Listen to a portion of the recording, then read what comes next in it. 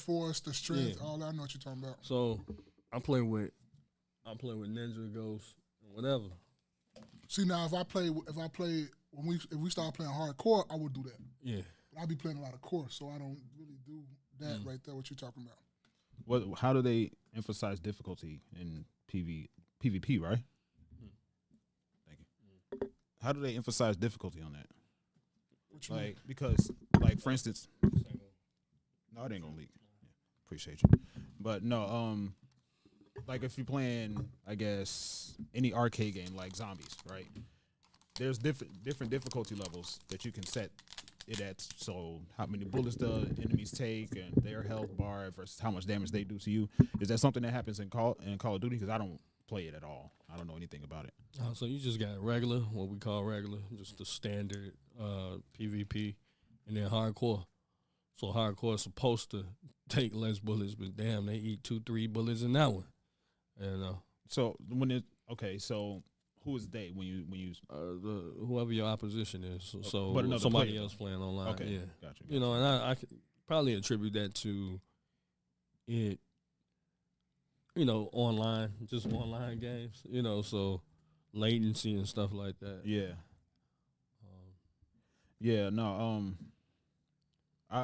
I've been hearing a lot about this recent Call of Duty. I've been hearing good things. No, I like this one, but it always start off like this. Yeah, though. yeah. It start off like this, like that's why I try to get as much playing in as right now. From like now, from like now to after Christmas to probably like January, February is be like the prime peak. Like February is start to fall off because they then start listening to screamers screaming about this because they need the content. So they do what they asked them to do, and it changed everything for just the regular everyday people that's playing just for fun. Mm-hmm. So they'll change everything from that. So when it started changing from that, I slowed down a lot and started playing. I just stopped really playing. So I get all my playing time like right now. Would y'all play it like competitively though? Like no, that's not me. That's not me.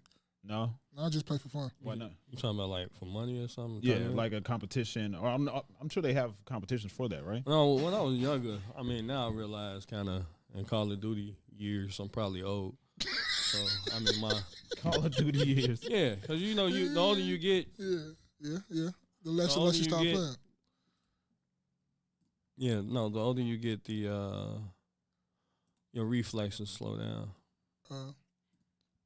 Yeah, no, I never really got into Call of Duty. But I've been playing since Call of Duty 4, the first one. When we was all in the same house before they really like online really was popping like that. Since Call of Duty, Duty, we was playing like the Call of Duty 4, the first one. Call of Duty 4? Yeah, that's what it was. That was Call of Duty 4, right? I think that was. The first one was called Call of Duty 4? It was like everybody was calling it like 4 or something like that. It was yeah, like the Modern Warfare. The first one online was Call of Duty 2, where everybody really started getting popping with Modern Warfare. The first one, Call of Duty 4. Yeah, see? Gotcha. Because that was like the 4th game that they ever released in the franchise. Right, gotcha. Yeah, so it was that one. And we used to play, I think people weren't really online like that. Or some people online playing that one. But online didn't really kick in until like Black Ops, Call of Duty 2 range. That's when online like took off. Mm-hmm. Yeah, I remember people going crazy over that game. Yeah, it was like the Modern Warfare 2 and the Black Ops 1. Them two was crazy. But I know that I started to get into it or tried to play after the market was already saturated. So I jumped in a match, and it was I told my story before about my most recent Call of Duty experience when I picked up the wanted bounty and I didn't know what it was. So everybody started whatever. But way before that. Oh, you're playing like Warzone. I'm not sure. It was just a Call of Duty on the system. I just clicked it. But way a long time ago, I played and I was in a match and everybody knew where to camp. Everybody knew the routes and the maps and where things are and when to go left, go right, duck under stuff or whatever. Mm-hmm. I knew none of that. So I played all of about 10 minutes, never picked it up again. Yeah, it's not new person friendly. It's not new person friendly. Right, yeah. I mean, it's with anything. Just kind of got to play and grind it out, and then you'll get better. The more and more you play, the better and better you get. You start to figure out what type of player are you. Because, like, you try to mimic everything you saw online or everything somebody else does. Like, I don't play like Josh. I don't play like Jerry Day, and Jerry Day don't play like me. Now, we might have some times where we're aggressive and we on the same shit. We on bullshit, too. Yeah, but we don't play alike. Like, I don't know two people play alike. You got to find out what works for you and how you going to play. Because some people can just be running around all day, slide, jumping, canceling, doing all this stuff. That's not me. I can't do that. Right. But once you find your niche and what you do, it's a wrap. And you just stay in your lane. Don't try to go. You might take bits and pieces like, oh, I like that. I might try to start doing that. But don't try to go and actually play about like that person played. What's going on? Be Humble. How you doing? It's Be Humble. Be Humble. What up? Sit down. Oh, we can get, man, we sitting right here. I had a question. Oh, I had one too. Okay, we can do both. We can do both. Mine will be quicker than yours. So I tuned into Will's live yesterday, Third Post Media Live, and they were already in the middle of a conversation that we had before, but I don't think we had it in there. Nasty Beauty was good. Sister Everyday, how you doing today? Yeah. I don't think we had it in the angle of the way they had it. So I'm curious about you guys' opinion. So Denzel is in the most recent Gladiator movie, Gladiator 2 or whatever, right? Now, apparently there's a scene in there where he kisses a man. It's cut. It is? Yeah, he says it. It's cut. Oh, I thought you talking about he was cut. Right, that's what I thought at first. That's why I asked. I'm like, wait, I thought he said he's no longer Denzel. Yeah, he's no longer Denzel. He's a rapper Denzel. So that scene got cut out, but it happened, right? So the question was at hand. People were responding to that in a way that says, okay, now that Denzel has kissed a man, he's no longer Denzel. What are your thoughts? Like that takes points away from his notoriety as. Oh, so he's not just the top of the mountain no more like he was before. Right. So that one kissing scene takes away from it? That's what it sounds like people are saying. So I wanted to know you guys' thoughts on it. Like people go with the popular opinion and everybody else. Somebody else said that and everybody jumped on the bandwagon.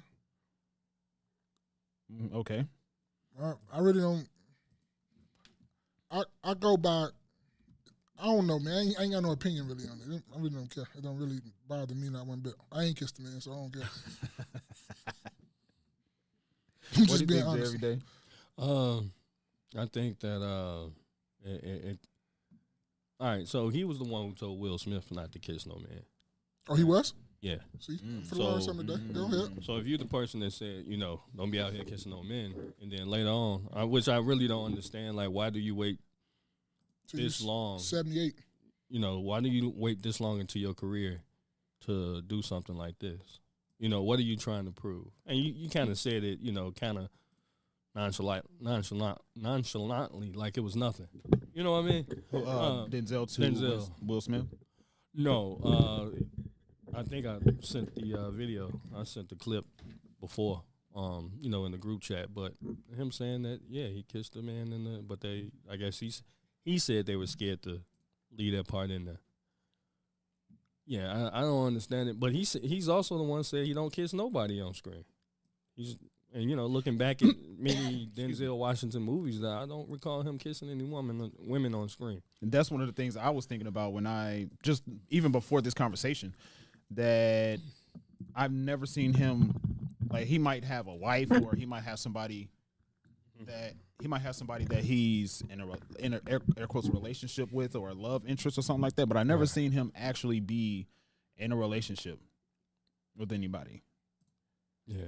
I mean, Malcolm X is still Malcolm X,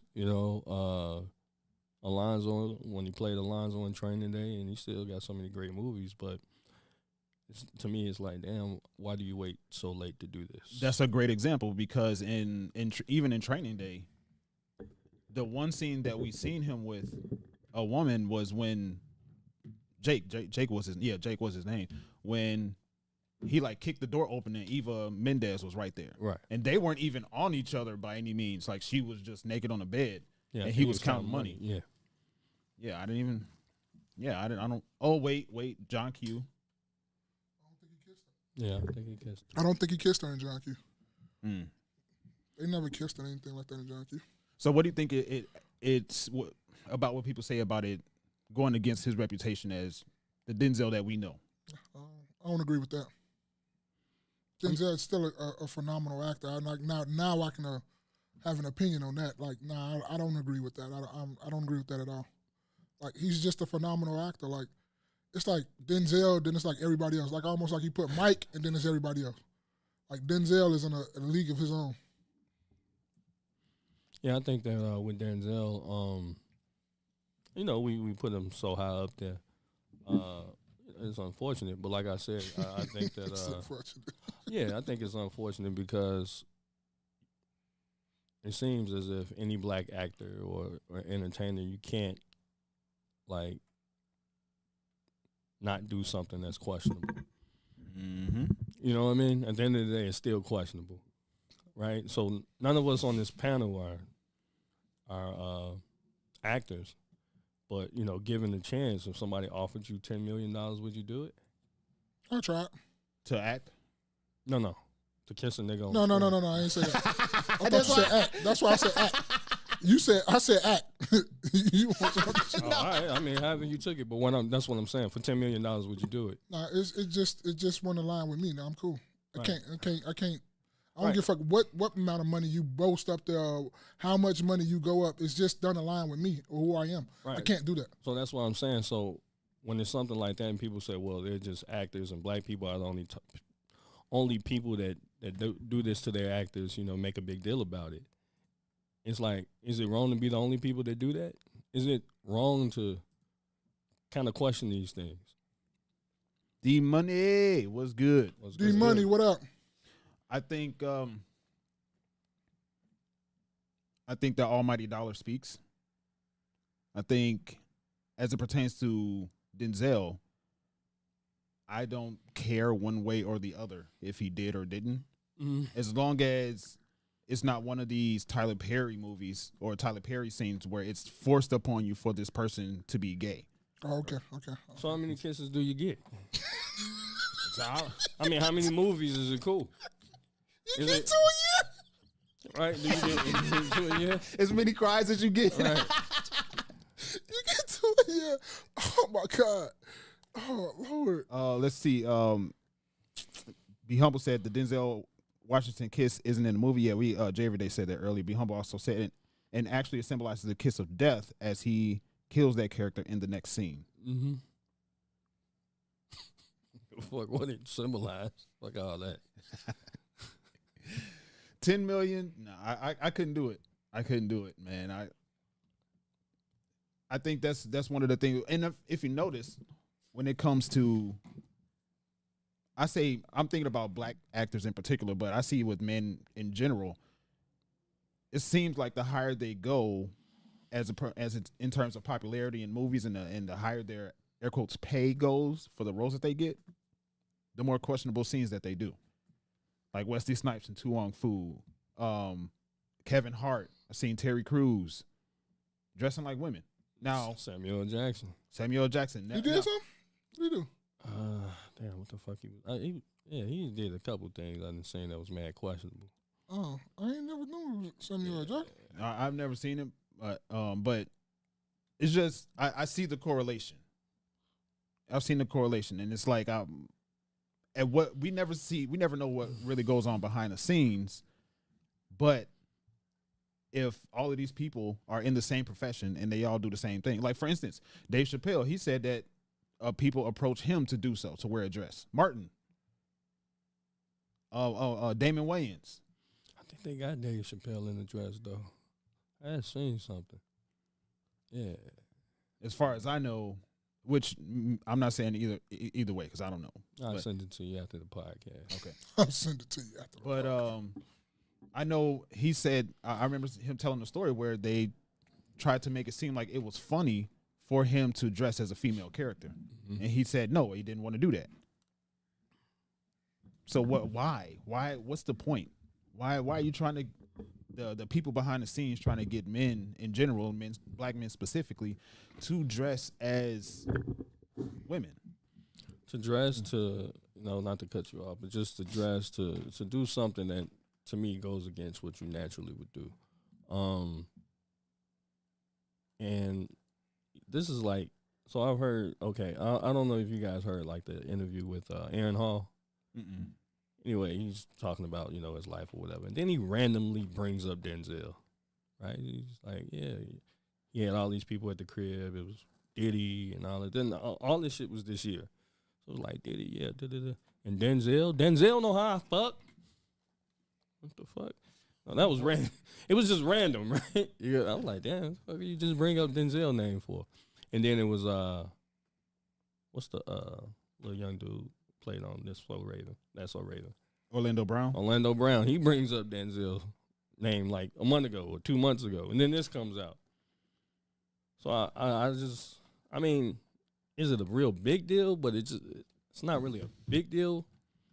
But it just, to me, shows that they're gonna consistently have something on black men.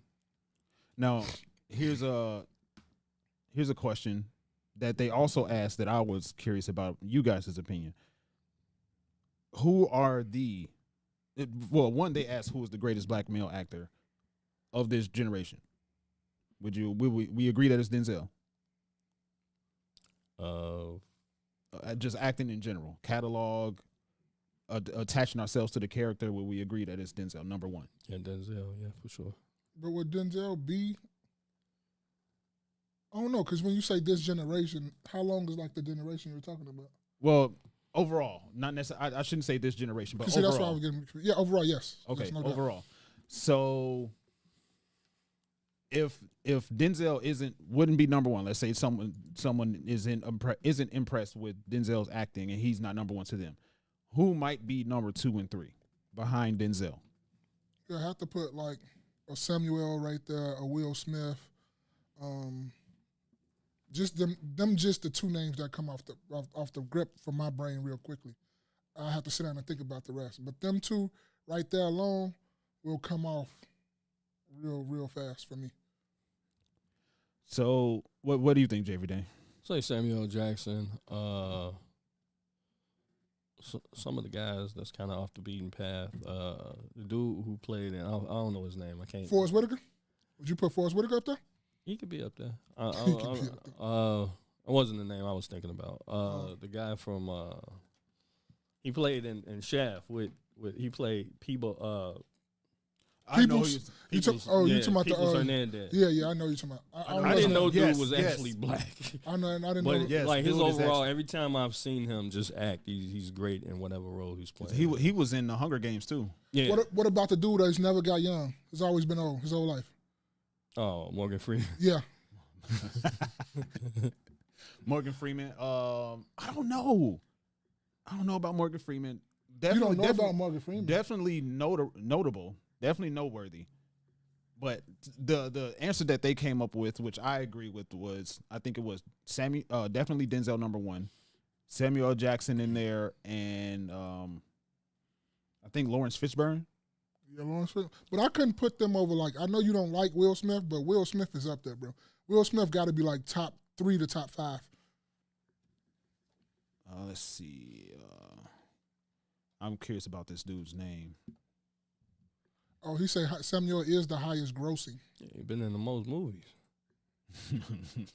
Because I mean, Samuel You does. forget, he was in Pulp Fiction. Man, that man was in a lot of shit. Yeah, he was in. I think Samuel Jackson has been in the most movies out of all the actors. Period. You should pull up his catalog. Just Samuel. all the movies. Yeah, his movies catalog. He I just mean- said Shaft Oh. and then go to. I'm trying to see what this Well, one. that's the this 2. one. That's Yeah, part 2. but That's there you not. go. That's not the. You can And click that- on Samuel L. Jackson's Yeah. name though. But that one was pretty good too. People don't give it as much credit as that, but that one's decent too. All right, let me pull this up for the people. I just watched that the other day. Oops. All right, so let's see. Known for actor. I forget how to. Oh, here it is. All right. The Unholy Trinity. Never heard of that. $1 Million Heist. Piano Lesson. Never heard of any of these. The Marvels. Like, I guess I get Nick Fury is legendary. I give him Nick Fury. Never heard of any of these. I mean, that's a person that stay working, man.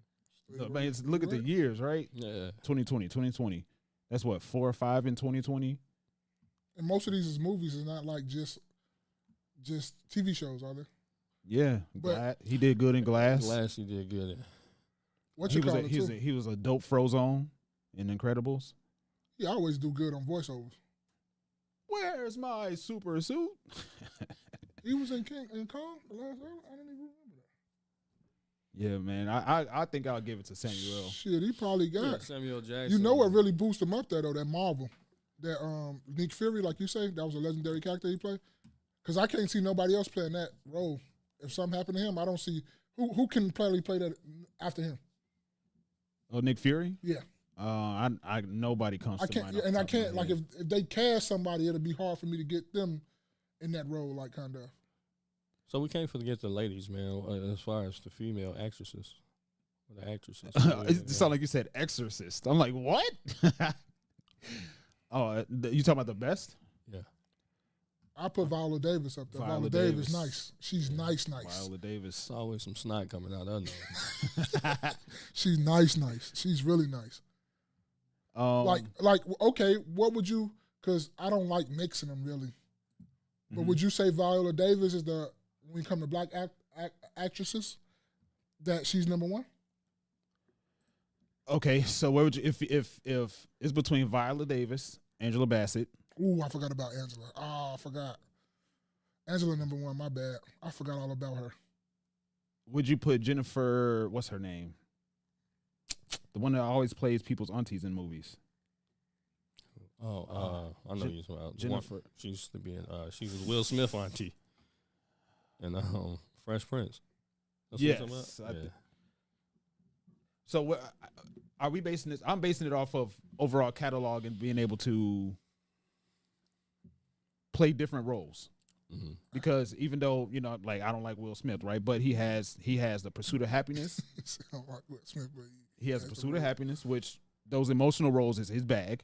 He has I Am Legend, which I think the story was the issue more than the movie, his acting itself. He has I, Robot. Damn. Will Smith got a nice catalog He too, got bro. Wild Wild West. You know what I'm saying? So he has different things.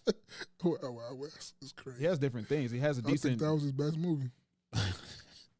He has a decent catalog, but I'm saying definitely the first two that come to mind overall, Viola Davis and Angela Bassett. But So one out of of my favorite female actors is Zendaya. Zendaya is cold. Out of them two, she ain't got enough catalog for me to be even in this conversation. Out of them two, who would you put number one? I would And say she's not Viola old enough Davis. neither though. I would say Viola Davis. Viola Davis over Angela Bassett. Yeah, because Viola Davis definitely for sure has had that I've seen, by the way, that I've seen a variety of roles that she played. What about you, Jerry? Who you put? Viola Davis or Angela? Yeah, I think I would have Viola Davis. I think she's like if you've seen Fences. Yeah. With her and Denzel. This dude, right? Jeffrey Wright? Yeah, Jeffrey that's Wright. him. Yeah, Jeffrey But- Wright. Yeah, you know what? I got to put Jeffrey Wright up there in that 5, bro. Yeah, because I think being an actor, I mean, it's one thing having a big studio behind you and having all the, just the money pushed into whatever movie that you have, but it's also about the acting, and taking on different roles. Yeah. So I think it's just not Wild Wild West. All right, cool. or Men in Black, you got another star with you, but I'm talking about actually taking on another role, even if it's a minor role or something. I mean, who plays, like we were just talking about Samuel Jackson when he played in Pulp Fiction. He wasn't necessarily the star. You had plenty of stars in that movie. But you knew who the fuck he But was. his role took off. I mean, Samuel Jackson goes all the way back to like Coming to America. Yeah. You remember? He was the crackhead or whatever. That was his the breakout nigga- role, yeah, right? Right. But So what about the other one too? We keep forgetting when people don't realize this, but Soul Man. Mhm. Soul Man was a good ass movie. Like people forget about that movie with him and Bernie Mac. Mhm. That shit was good and funny. That was a nice comic movie. Mhm. I just threw that in there. But yeah, that was just a conversation I thought that was really interesting because what really made my mind start wondering was if Denzel isn't number one, then who would be number one in place of him? Nah, Denzel gonna be. He's still number one regardless of what he did. Yeah, his proclivities. I almost said something, but they would have called us off right now if I'd have said that. I mean, because shit, Malcolm X, the dude started morphing into looking like Malcolm X. Yeah, he did. Ooh, I forget about that one too. Ooh, He had you thinking he was Malcolm X for real. Well, what's the other one? Like I say, Training Day. I mean, I love Training Day. That's my movie. Yeah. And then another favorite of mine is I got Devil in the Blue Dress and just named 3 classics, and Mo Better Blues. Who got more classics than him? Mo Better Blues is my movie. Who got more classics than him though? Blues. So while he was singing on that trumpet or whatever he was singing on the trumpet, while he was blowing on that trumpet, he was getting ready for this, so he can do this kissing roll. Nah, but that's my movie. Yeah, though. but like you just named, probably every movie you just named is a classic. Yeah, Philadelphia. I mean, the movie where he took on the lawyer role for with Tom Hanks. I think Tom Hanks. I know you're talking gay about. Or did he have one or two? Yeah, he had a disease. I don't remember what it was. I think it was AIDS. Like for real, that's what it was. Oh, but, the Bone Collector with Denzel when he was laying in the bed. Come on, man. No, Denzel got some joints. So that's what I'm saying. The internet just talking because the internet, that's what riled it up or whatnot. You know, they needed something to talk about for that day, but nah. People just say that to go with the fences and go with the popular opinion right there. Like, nah, you can't. If you watch movies, you cannot tell me that you finna take Denzel out your top because he kissed another man. Like, no. And then on top of that, just side out of nigga. Yeah, that's all. But no, you still is who you is. Yeah. That's like if it was a gay, like if it came to be out, and this is not true. I'm just saying. That's like if we came to find out that Jordan was behind the scenes kissing men. He's still Jordan. I'm getting rid of all the mics. He's still Jordan. I'm not getting rid of mine. I am. But he's still Jordan. All the mics. He still is Jordan. Wearing this nigga shit. No. And then there's a difference. To me, there's a difference in, like I said earlier, a difference in something being forced upon you to show that this is a gay scene versus it iterating what was going on at that time. Mm. That's what I think is the issue. Well, not the issue. That's what I would think if I saw this movie and I saw Denzel kiss a man.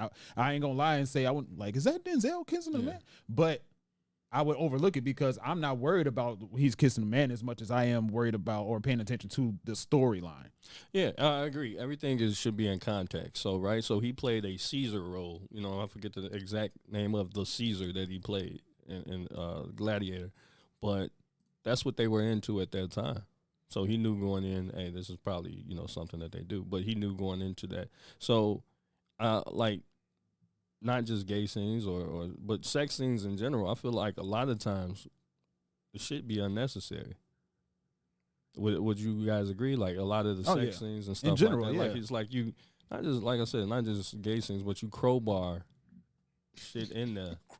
Yeah, you crowbar different things in there to, like, there's no reason to have a sex scene here. It adds nothing to the story. Yeah, so I agree.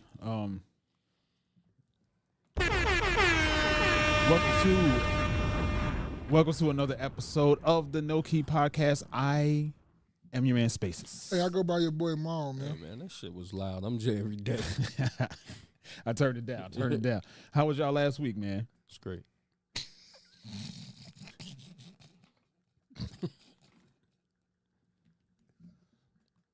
Oh my God. Okay. I love my dog, man. I saw the guy. Mine was good too, but I love my dog, man. He didn't even let the nigga finish the sentence. It was great. Mine was good too, man. I ain't got nothing to report. We ain't gonna do nothing. Just chilling, man. Let's see. I should have got to these before I cued the intro. Be Humble said Orlando Brown has mental issues. Nasty Beauty said Orlando was eating Ray J's career on the last interview.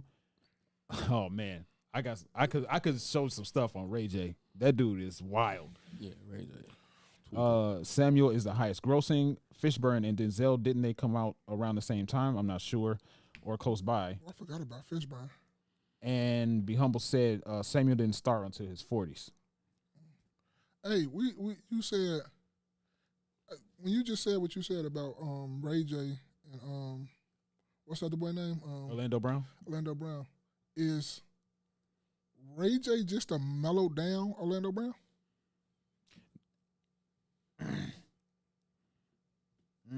I just thought about that because Ray J still do all the antics. He just don't go as far as Orlando Brown doing, talking about he effing this and he got boy butt from this and all that stuff. He's just a little bit mellowed down from Orlando Brown. And people like Ray J way more than they like Orlando Brown. That's why I don't go as far, because they always taking up for Ray J. People like Ray J? A lot of people, a lot of the celebrities fuck with Ray J. Oh, celebrities. Yes, Oh, I ain't gonna say people, us, okay, not us. But I'm talking about celebrities really don't like Orlando Brown like that because he always saying some crazy and wild shit. But it's wild when you tell him the truth. but at the same token, how do we know it's true though? All right. Because just because if he Cease and desist. Send one of them letters out. Because we can, just as much as we can say he's telling the truth, we can also say, oh, he's telling a lie too. Oh, I don't know if it's a lie. I don't know. Well, like you said, I don't know if it's the truth, but it's whatever. I mean, they keep allowing them on the show. Ain't nobody hitting them with the pushback. So, Ma, how was your last week? That was cool. That was pretty good too. I'm good. So, my last week was pretty calm for the most part. I did go to this. Someone invited me to. It was an incense making class. So you know how like they have the long stick incense, and then there's the cones. Mm-hmm. Yeah, somebody invited me to that. You know, they paid for a ticket, and invited me out. So I was like, so somebody flew you out? No, but it was dope. They caught you Uber. They gave you Uber. Yeah, you're right. I mean, they sent your Uber.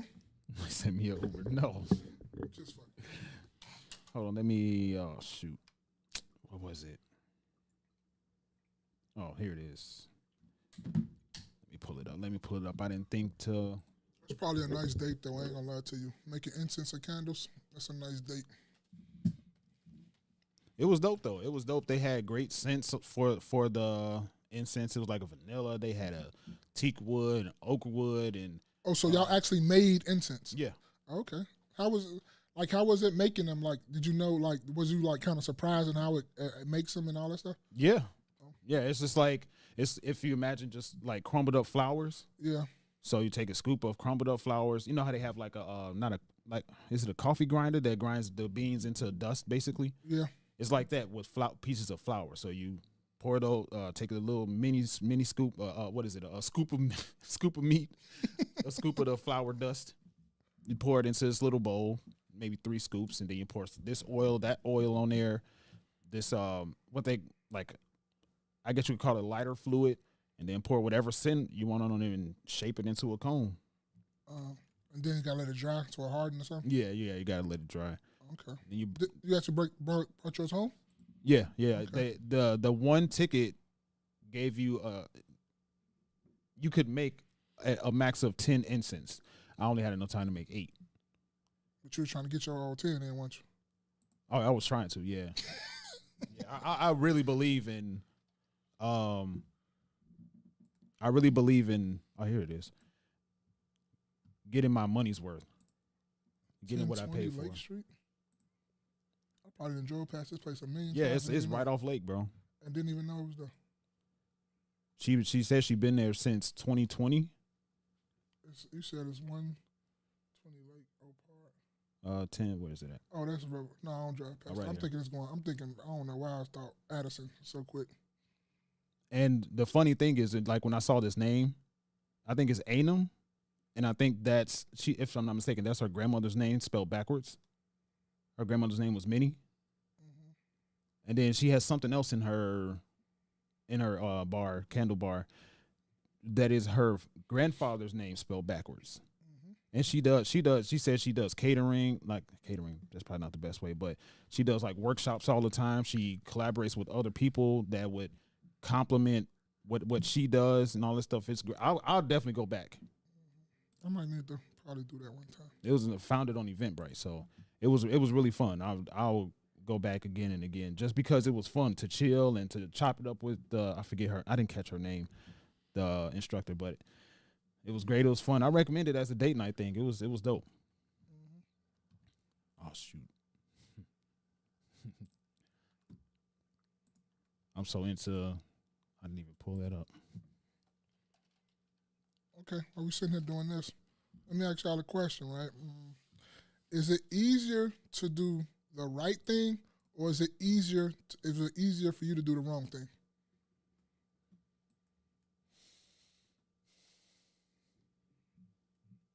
People out there in the clouds, is it easier for you to do the right thing and go by your day and do the right thing every day? Or is it easier to do the wrong thing and just like slip out and just easy to do like some fucked up shit? I think in most cases, I guess I should have went to the website and showed it. But I think in most cases, the easier thing to do is the wrong thing. The easier thing? The easier thing to do is the wrong thing. Like, it's easier for you to go in a gas station and steal something versus going to work and get enough money to actually pay for it. Is it? Now, the repercussions for such isn't worth, what is it? What they say? The juice, the lemon isn't worth its squeeze. Like, what you get out of it isn't worth it, especially if you get caught and then have a run in with the police or whatever, if that be the case. But generally speaking, I think the easier thing to do is the wrong thing, but the better thing to do is the good thing, if that makes sense. Does it make sense? No. No, not to me. No. So it's easier. I think it's easier to steal whatever it is that you want than it is to go to work and pay for what you want. What you think, Jerry? I think it's easier to do what best fits you. So I think most people throughout their day, they do the right thing, right? You know, and then once in a while, shit, you do something that's considered wrong or something like that, you know. I think people for the most part do the right thing, just because even if they don't want to do the right thing, I think with laws and other shit, you know, it kind of, I don't want to, you know, because he was just talking about you know, going to the store and stealing, or the gas station and stealing. But, you know, once you think about it, it's like, shit, is it even worth it? So I think with different things in place, or, you know, your laws and your morals, it allows you to kind of. Now, I think if you, a lot of the time, if you don't just think and you just do, I think it's easier to just do the wrong thing. If you're not a thinking person, you don't take time and give some thought into what you're doing, you might do the wrong thing.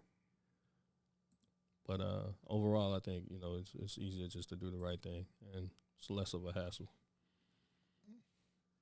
What you think, Mo? I think it's all dependent on the person.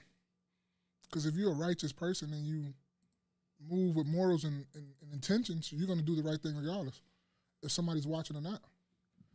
Even though at times we flaw, you know, humans are flawed. Sometimes we let judgment cloud out, you know, I mean, our judgment get cloudy sometimes. But if you out here on that type of time, it's easy for you to do the wrong thing because that's what you do. You a fuck up. You just always doing the wrong thing. You feel me? But if you're a person out here that's moving with purpose and all that stuff, it's easier for you to do the right thing because that's what you do. It don't cost me nothing to get in my car, crank it up, go down the street, do the speed limit and all that stuff. But it do cost me when I'm in a rush or something like that and you trying to hurry up. Yeah, that's going to cost you right there. Now I got to do the wrong thing because I didn't take my time to do what I need to do when I should have been doing I should have been doing what I should have been doing anyway. Right. So I think it's all dependent on the person. I don't think it's no wrong or right answer. It's all in the person that you ask, or the person that's doing the wrong thing, or the person that's doing the right thing. Does right people and righteous people do some of the wrong things sometimes? Yes. We human. We fuck up. Like I said, we fuck up sometimes. But then you have a person that is a fuck up, and then you have a person that does fucked up shit from time to time, or does a fucked up thing. You feel me? You get what I'm saying? Now, it's the beauty said facts. Yeah. So if you're a person that does the right thing, you believe in God, and you do all this stuff, you're gonna do the right thing regardless, even if nobody's looking, even if you can fuck over someone, you're gonna do the like, nah, bro, you gave me too much. Like even when you at the register, person didn't give you the right amount of change, or they gave you too much. The righteousness in you, because you're a righteous person, and like, no, you gave me too much, huh? The wrong thing for the person that does the wrong thing all the time, he's gonna like keep the change and keep walking, keep it moving. That's his bad. That's his loss. Mm. Yeah. So. Also, I think it's whoever. I'm finished though. I'm good. No, I think it's it's also about how you do things, right? If you're gonna do the wrong thing, at least do the wrong thing good. Not necessarily good, but do it right. Right? I know exactly what he's talking about. You know what I'm saying? It's things that people do, like whatever it is. If they're out here doing wrong, you know what I'm saying? You're selling drugs or whatever. There's a way about how you move and do things. You know what I mean? You don't do it wrong. You don't just be out here in the open, talking about I got rocks, blows, just standing right here, talking about me, I got it. Nah. And it's not to justify doing the right thing. I mean, the wrong thing. It's just saying that, it's about also when you're doing something. Because morally, again, like I've always said, is my morals might not be your morals. Mm-hmm. You know what I'm saying? So what's right to you might not be right to me. Yeah. I think there's some overall ground, like, Universal. Universal, morals. yeah, right. But okay, if I'm, hypothetically, if I'm selling drugs, I'm not gonna sell drugs to family members. You know what I mean? Pregnant women. Pregnant women or something. You My know what I'm own saying? relatives. Right. Hell, like, I mean, take the Italians for an example, right? They claim to not sell it, drugs to their own people in general. So they're gonna sell drugs, they'll sell it to you and your people, but they ain't gonna sell it to their own. And again, that's whatever your morals are, Mm-hmm. I like that one. I like that analogy. I never heard that one way or the other. What you talking about? The part that he talking about? When he said the Italians not selling drugs to their own people? I kind of figured that because I've seen a bunch of movies that say that shit. Shit on Forrest. Forrest said that. Forrest said, you're going to sell this to our own people. Remember the Flynn's? Mm-hmm. When he got them bad drugs from the lab? And he was like, you're going to sell this shit to our own people that can kill our own people. Mm-hmm. And the Flynn dude was already in the bag. He's like, man, I don't give no fuck. I'm trying to get my money back up. Yeah, I mean, something like drugs is only bad because, quote unquote, the government said it is. But you know what I mean? Say it again. Who said it? The government. The government said it is, right? But as soon as they make it legal, is it bad? Yep, that's true. Is it? Say laws change all the time. Shit, back in the day, they say legal. I mean, liquor was banned. Right. Bootlegging and all that shit. That shit was banned. Don't let your morals change because of what the laws are. You know what I mean? The people allow if the laws change, then their morals change. Now stand on whatever it is that you stand on. That's just like if they say it's okay to purge. I'm not gonna go out here and start killing people because I don't really believe in that. Now, if you did something to me or you trying to harm me, yes. Right. But I'm not gonna do that because I don't stand on that. Exactly. I don't want to be hurting people. I don't like. That's not my thing. Especially if you ain't did nothing to me and you ain't caused me no harm. What am I trying to cause you harm just because I can do that? Mm-hmm. It's never in my moral. I don't give a fuck what you. That's not just some. That should be to me. That's one of the universal morals that you was just talking about. Mm-hmm. To me, but I don't think everybody will stand on that. Because if you could get away with, a lot of people would just be doing shit, fucked up shit to people all day, every day. Yeah. Now some beauty said Walgreens. Yeah, they would. I thought just the way you said it, you thought you told yourself like, yeah. No, I think I've said it before on the podcast, is that I think that laws and people's religion a lot of times keep them, or you know what I mean, keep them from doing things. So it's like, man, I better not do that. I might go to hell. Yeah, because God, you see what I'm saying, right? God can run the tape. Right, he gonna run the tape. Yeah. So I think that's, otherwise we just be out here running amok.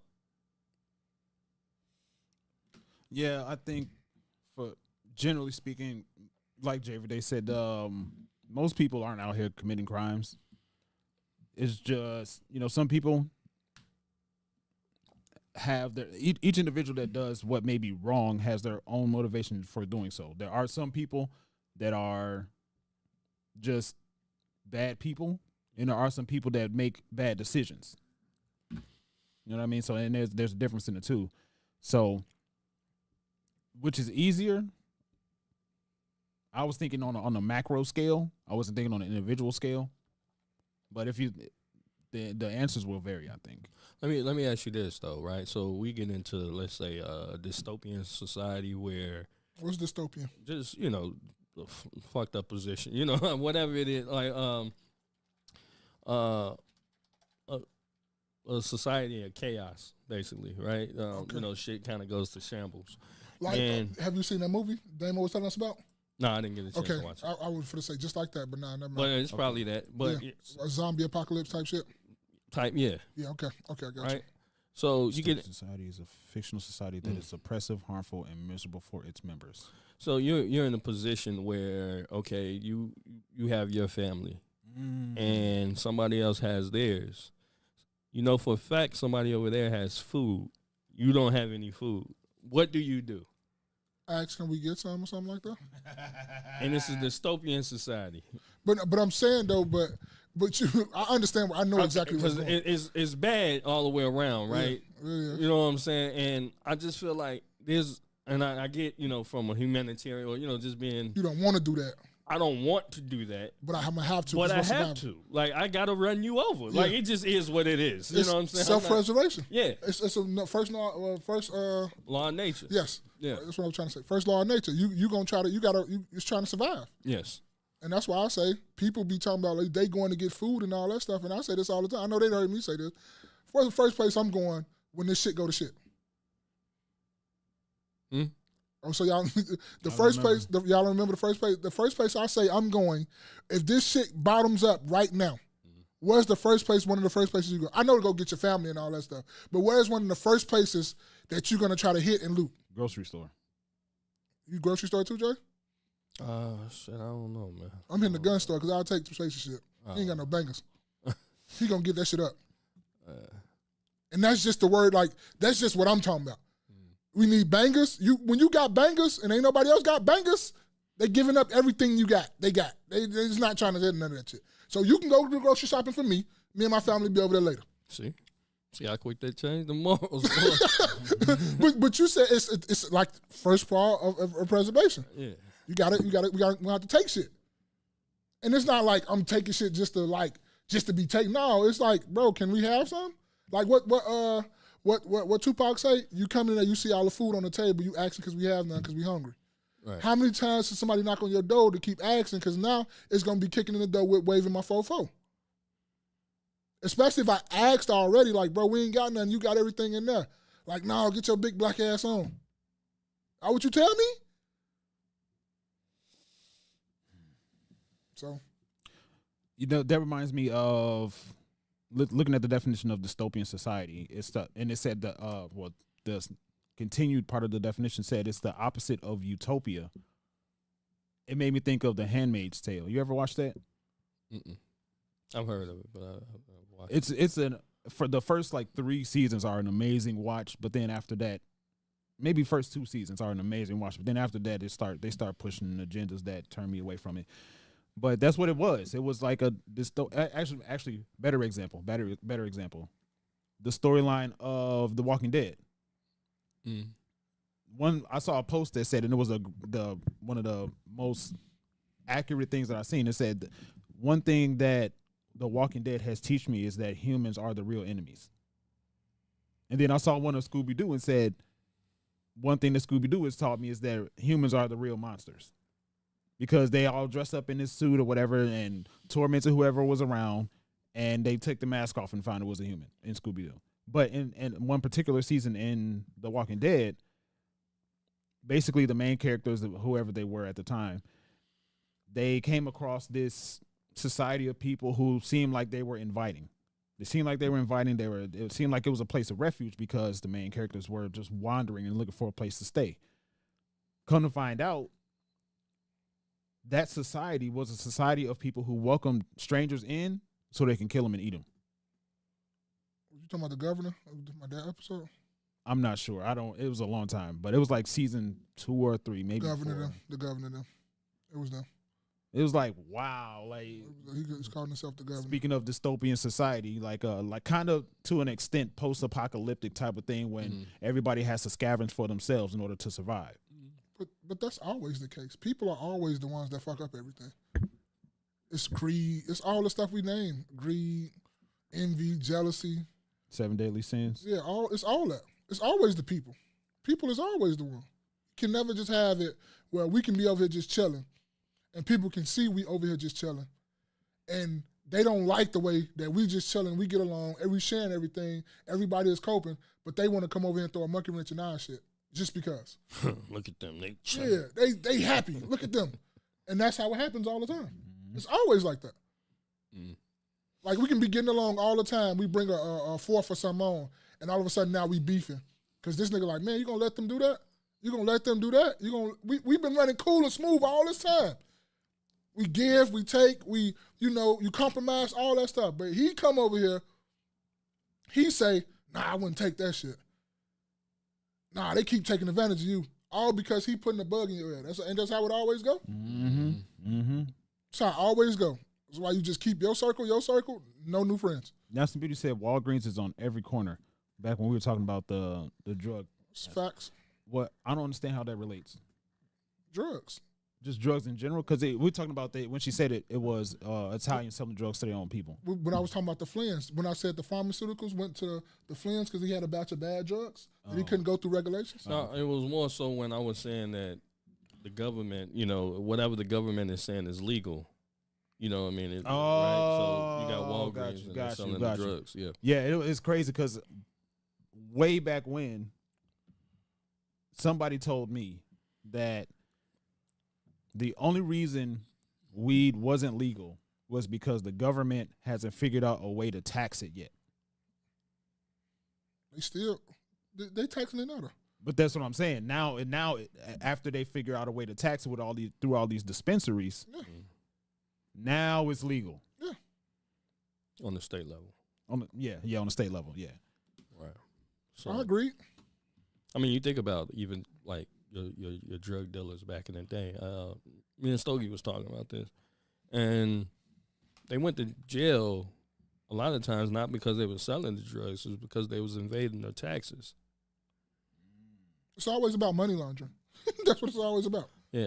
They never get you on killing the bodies. They never get you on illegal drugs. It's never on that. It's always money laundering or like tax evasion or some shit like that. It was definitely tax evasion. It's like, here's a body, but you guys step right over there. Here go your tax bill. What's that $50 million? Yeah, that's what I'm saying. Where I cut. And it's like, so because everything else was always like conspiracy, right? Conspiracy to sell such and such. But all right, well, where do you get $50 million from? How did you get it? How did you? I had it under my mattress. Where's your money? Well, how'd you get it? I had found it. See, you found it. Yeah, I found it. See, he's going to jail quick. This is a wrap. I found it. All right, so let's get into these things you guys sent us. All right, this is one Maul sent us. Let's see. I did? I sent it?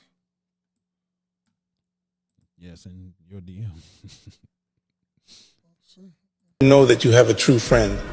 There's a simple way to know if you got a true friend in your corner. Isabel Allende said it best. True friendship withstands time, distance, and silence. If you got these three things, you got a ride or die. Number one, a true friend is a friend for life. You both grow, evolve, hit different stages, but you still rock with each other through it all. It's not about always being on the same wave. It's about respecting each other's journey. Number two, you don't gotta be in the same place. Real friends, they support you, even from a distance. Maybe you move away, maybe they start chasing different dreams, and that's all good. You want them to win just as much as you want to win yourself. And number three, probably the most important one, you don't need to be talking every day. Sometimes you'll go weeks, months without chopping it up. But when you do, it's like you never missed a beat. That's how you know it's real. If you got people like that in your life, hold on to them. That's rare. Here's how. I did not know that was that loud. I thought I turned it down. But so, Maul, you sent that to us. What did you have any? What you think about the quote? Did you agree with what he said?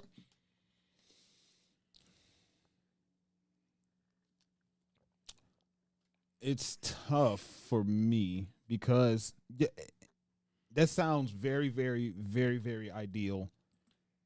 But like he said, at the end, that is very rare. I don't know many relationships that can last without there being some level of consistency in communication.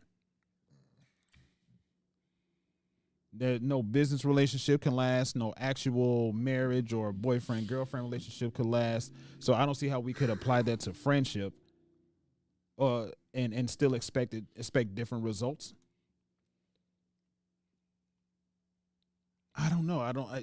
It seems as far as what he said, I think it's accurate. I think those are people that you need to hold on to as much as you can, because people do grow and grow in different ways. Like the only way to even if people grow up, like meet each other at one instance in life, and then 8 years down the line, they're still in the same line of work or in the same circles, but what they are interested in those circles goes in different directions. Mm-hmm. So as long as there's no animosity or people, the last conversation they have ended in an argument or some sort of tension, then cool, yeah, somebody could have a long lasting friendship with that. But at the same time, it's like I don't know many people that went separate ways as friends, and they continue to keep communication or keep the friendship lasting, only talking seldomly. Because where's the friendship in that? It's just like you're associates at that point. So that's what I think. Yeah, I don't really have any problem with what he said. I think the issue is when people, I feel like people have more so issue or a problem with letting people go, right? So there was a point in time when you could be friends, you could be ace boon coons or whatever, and I don't think it's kind of like a relationship where, you and your significant other, y'all real tight, and then eventually, sometimes things happen where it breaks up. And I think that happens with friendships as well, that you're not always going to be as cool with the person that you once were. Like sometimes people have friends from high school or, and they're so friend-oriented. My friends. And you're making your decisions based off your friends.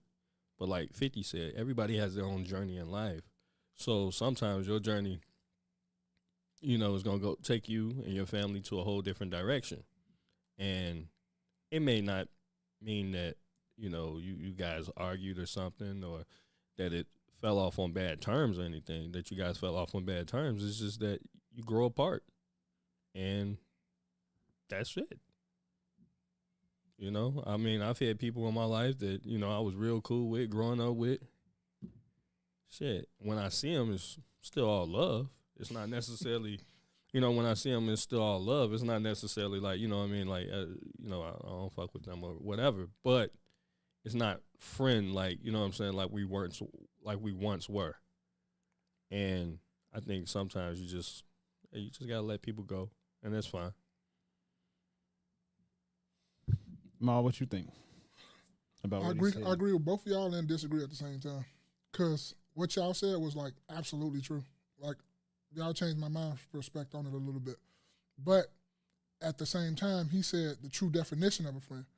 You can do all that stuff and you still come back like ain't nothing happened. That's the true definition of a friend. That's what I got from it. I don't know if that's what y'all took from it too, but that's what I took from it. And that's his definition, though, right? I guess, yeah. But he was saying that's the true definition of a friend to him. It's like, if y'all can go y'all separate ways, y'all can do other things and all that stuff, but when y'all come back, it ain't shit happen. It's like y'all just was like been friends all this time. And I understood where he come from, because I got a homie like that. You feel me? Like, I've been that way where I took off and went to Florida. He was still up here. And he came to visit me. It ain't like nothing happened. Spent the night at my crib. We were sitting there chilling, talking like we once was back then. Went back home and came back to Chicago. I moved back here, came back, and like nothing happened. Like we wasn't separated for them 5, 6, 7 years or something like that. It ain't like nothing happened. And so that's why I can honestly say, like, I honestly believe in what, like he said. Like, to me, like, that is kind of a true definition of a friend. I'm not saying all your other friends are not true friends, but I'm saying that's like one of your ace boom coons. That's one of your homies. That's one of them ones that like I always say, I only got like out of my friends right now, my true homies, my brothers, it's only one that met my mother. My mother been gone since 2004. That was only friend now I could call, like y'all my brothers too. Like y'all are my aces, y'all are my friends. But it's only one friend that like met my mother. Like I take pride in that. Like that's some shit that I told him one time too, because we was like, I don't know what the fuck was going on. But I don't know what the fuck happened. But we was talking and we was going, I'm like, nigga, you the only nigga that know, like in my friend group right now that I call my brother, like you the only nigga that know my mother. Mm-hmm. And he say, no, nigga, that's Auntie Charlotte. That ain't just your mother, that's my auntie. Mm-hmm. So from what 50 said, like I agree with it like wholeheartedly, like because I understand it and I know exactly where he's coming from with it. I'm not saying y'all are wrong, and I'm not saying he's right, and I'm not saying like none of that. That's why I agree with all that. What like the same thing you said, like you got to be communicating and all that stuff, which is true. You have to be communicating if you're gonna have a friendship with somebody like that. Mm-hmm. And like Jerry Day said, sometimes you got to let know when to, like if it was time to let that friend go, I would have knew it was time to let that friend, but it wasn't because we were showing each other that we were true definition of friends. We're really brothers for real. So I understand where both of y'all points come from, and like how you say, well, you got to let somebody go. Sometimes you grow apart. Sometimes you go separate ways for a reason. And all that. Yeah, this is 100% true.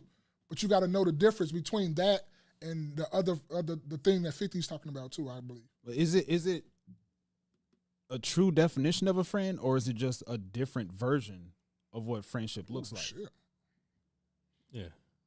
I can agree with that. I think it's levels. So I just, I think it's levels to friendship. Oh shit, that was a good one right there. So, should have dropped the bomb after that shit. Yeah, drop yourself a bomb. Yeah, that was a good one right there. I want to include it. You gotta hit that one. Damn, that's a good one right there. I think it's levels to friendship. Okay, you know what I'm saying. So it's just not everybody isn't going just because they're friends doesn't necessarily mean they're gonna be top tier.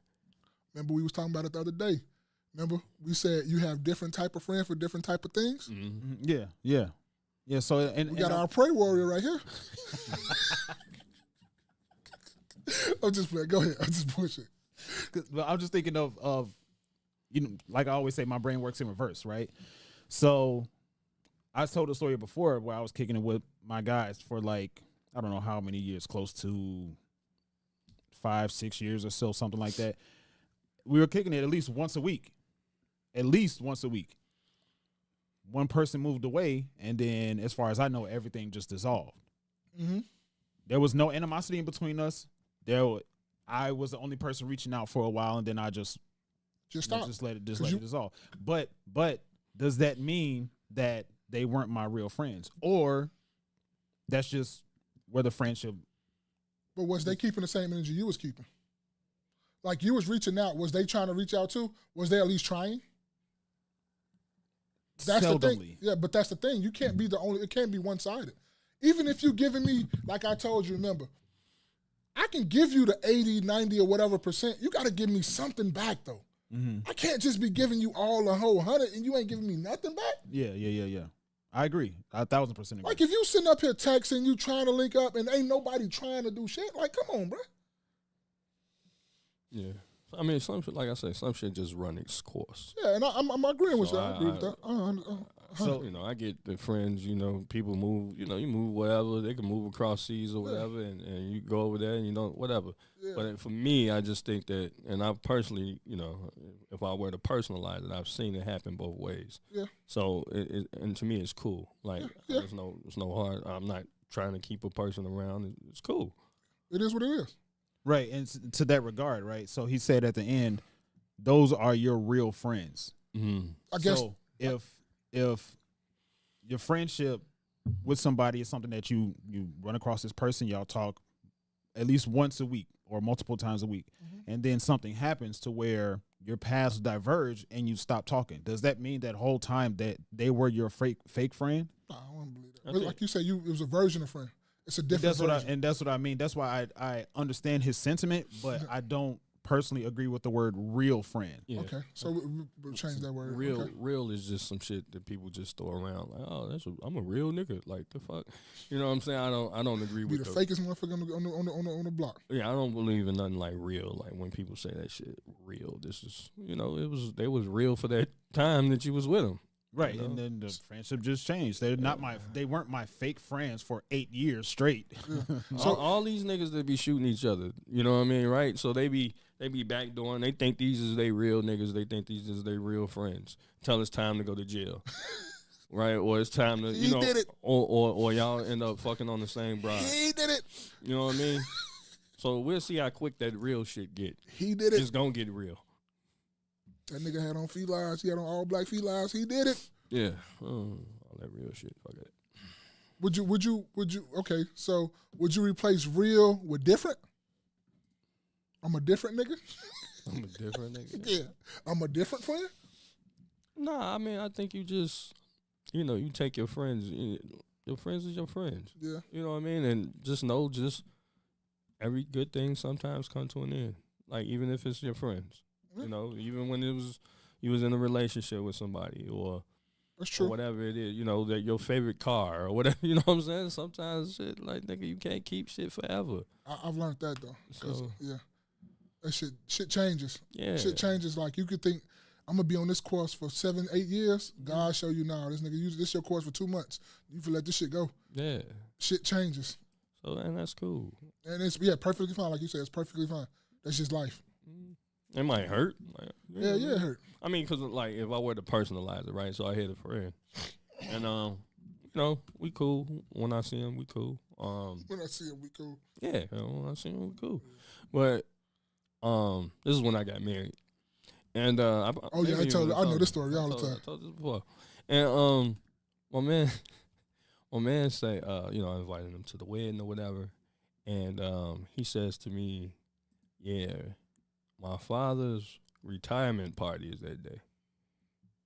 Now, this is somebody I've been, knowing since I was like 11, 12. You say his father's retired. Nigga, I'm getting married.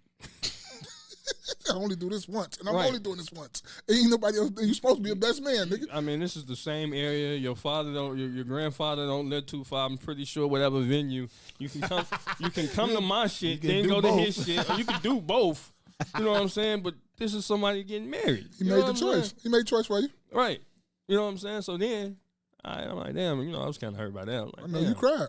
Nah, I definitely didn't cry. Definitely didn't use up no cries for that. Yeah, you cried. Nah, nah, You was a two younger of nigga. Mm-mm, You hell cried. no.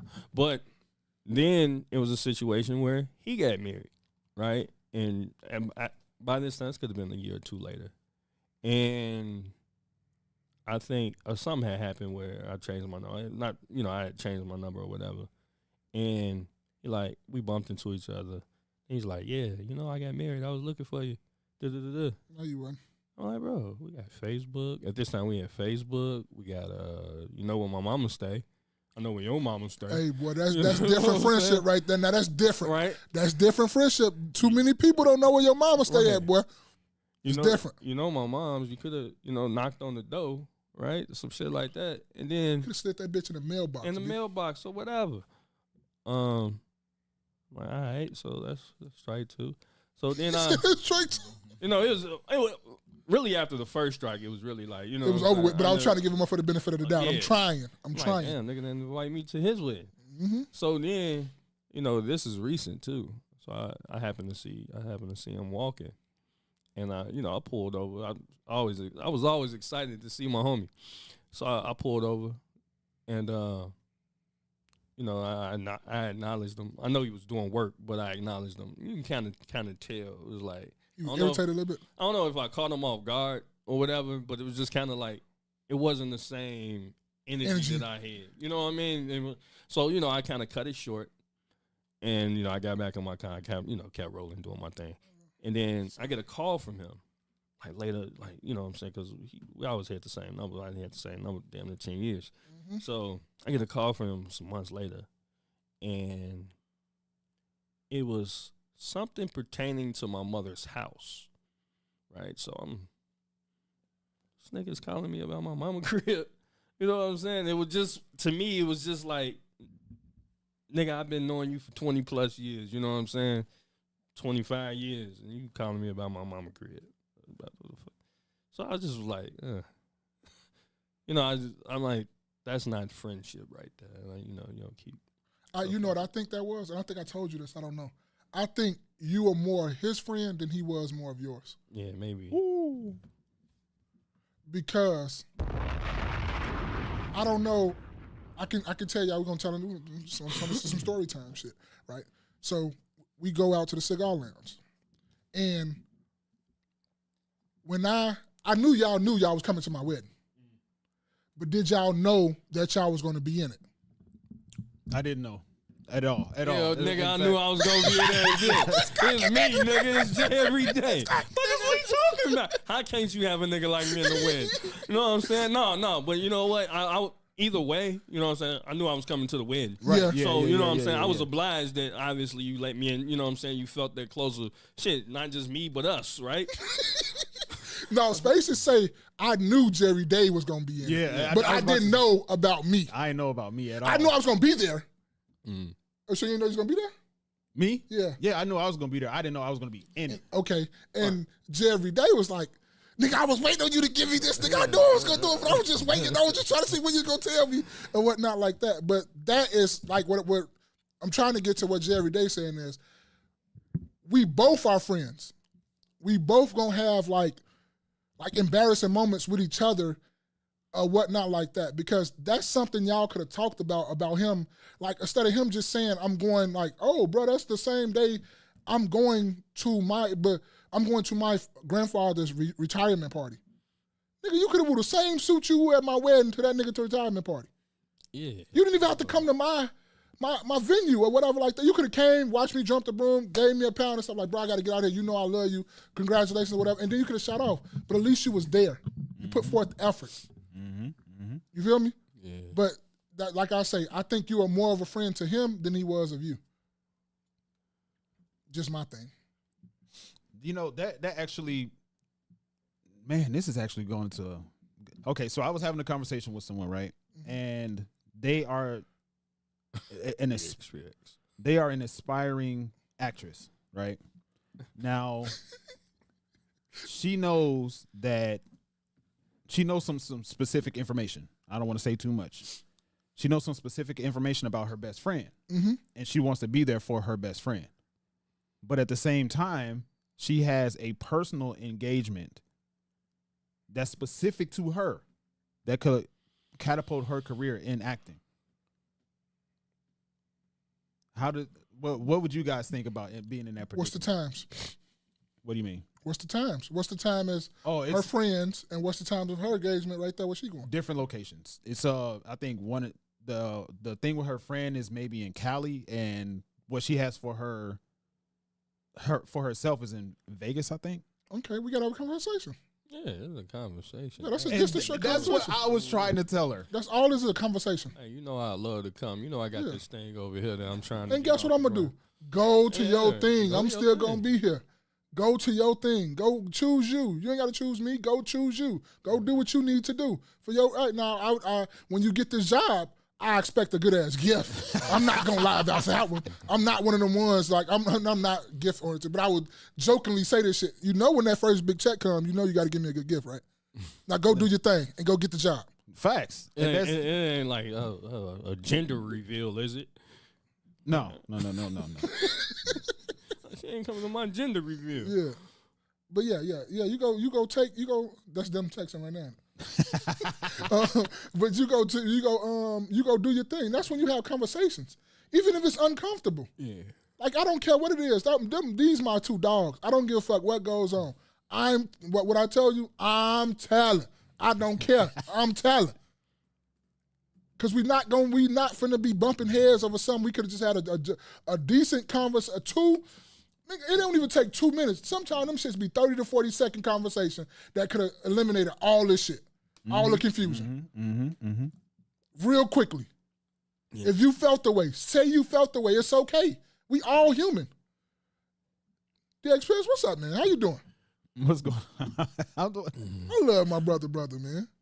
Why you sitting popcorn? Because this is just what he do. Be Humble said Steelers pulled out the victory, LOL. They did? Russell ain't play like shit. He said, I'm Gucci. That's what's up, DX. You at work today? He said, you ain't put me in the game, coach. But yeah, those are my general thoughts, man. It's just, when it comes down to macro things like what 50 Cent was talking about, and people's lives going in different directions. If you lose communication with that person and y'all don't talk anymore, then that doesn't mean to me that either one person or the next was fake. Mm-hmm. Was a fake friend because he used the word real. I take words literally. We know. So, we know. So I just think the relationship went in a different direction. That's all. True. It might have, like Jay every day said, the friendship might have just run its course. Yeah, and things like that run its course. Like, I'm not even gonna lie, I'm not friends with everybody I used to go to high school. I only got one friend from high school. That's Damo. Y'all met that nigga, the one who always asking questions. Y'all know. His face is finna do a nice impression right now. Yeah, that's the one. Hey man. Yeah, but guess what? Yeah. So I see you got the chain on. Yeah. With the ring. Yeah. What kind of metal you think that's made out of, bro? Well, the chain is whatever my wife bought it was. I don't know. And the ring is, I done went through about 2-3 rings. So you think they did a hot compress before they pressed it down? And I don't know how they made this. Yeah. Nigga, look, we gotta go sit down now. You sitting up here talking, we gotta go sit down. Talk all them questions for later. We gotta go sit down. yeah. But yeah, that's the only friend that I got from high school right there. That's the only one. Now, am I saying that we all into it from the people I went to high school? No, I went to my little reunion in August. It's no beef amongst none of them. But the one I hang out with, the one that can, if he need my car, can borrow it. The one that can, hey, I need to go run to your crib. Here go my keys. That's the one. That's the only one. It ain't too many of them you got laying around here. Like, I don't think it's too many people that you still hang around from high school with. No. Just, shit, I guess one. See? The facts. That's my homie Rob. I got my other homie, but I don't really see him at all. Like, Yeah. So yeah, it's just one maybe, What does that? Oh, he said F them MFers. Okay, that's what it is. F them MFers. Okay. OG, you have my brain twisted. Like what? What are you trying to say? What's going on, though, OG? What's up, OG? Appreciate you for being here. What's going on, OG? Appreciate you guys for kicking it with us. Damn, man, that was a good conversation right there. That was good, man. That little fake 50 voice. That ain't 50. I think this was another one Maul sent to us a little while back. Let's go. Oh, yeah. I be sending shit. I don't be remembering these shit now. I'm like Jay every day. I don't be remembering this shit. All right, let's see. Shame. And we remove shame. So now it's like I gotta turn it down. everybody is extraordinary victims. As soon as you say something to me, man, listen, man, you gotta stop getting high, man. You want some dumps? Come on, man. He doing him, man. You can't just judge him like that, man. He doing him. No, you a junkie, nigga. You a fiend, nigga. You got dope in your body. You a fiend, nigga. That always been the story. Oh no, she just doing her shit. No, she's a whore. No, don't call her that. You can't. She doing her. No, everybody got all these words that slide out of accountability. Yep. And they play victim. Mm-hmm. Why you got to talk to them like that? Why you got to, everybody, that's why our community fucked up now, because can't nobody tell nobody the truth and hold nobody, accountability is dead. We remove reality. Mm-hmm. Yeah, you just Speak to him, Wallo. Speak to him. 267. Yeah, Lalo. Wallo. I said Lalo. Wallo. Speak to him crazy. Yeah. But he was spitting. Okay, you sent that to us, Ma. What did you have a particular question? The accountability issue. Like, what y'all think about it? Speak on it. Yeah, definitely. Accountability is. I don't want to say it's dead. It is. I think we hold on, let me see. OG said, I'm sorry, I just interrupted my statement. He said, thought you could curse on YouTube. You can. I personally don't curse. That's why because he got his Bible in his hand. That's why I just said MFers. But it's the intent. Be Humble said, Wallo speaking the truth, and said that's real. And he said, that's negative to OG. But no, I think we just went through a period of pacifying feelings.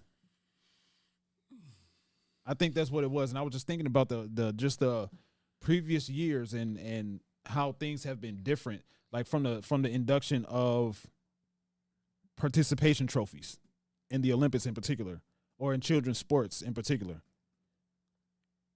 Everybody got a well, it was first, second, third place before. Yep. But then people got tired, most specifically mothers, if we're being specific, got tired of their children not feeling like they're good enough because they didn't get a trophy. They didn't get that recognition. So they started giving out participation trophies to everyone. You wasn't good enough. That's true. No more water, nigga.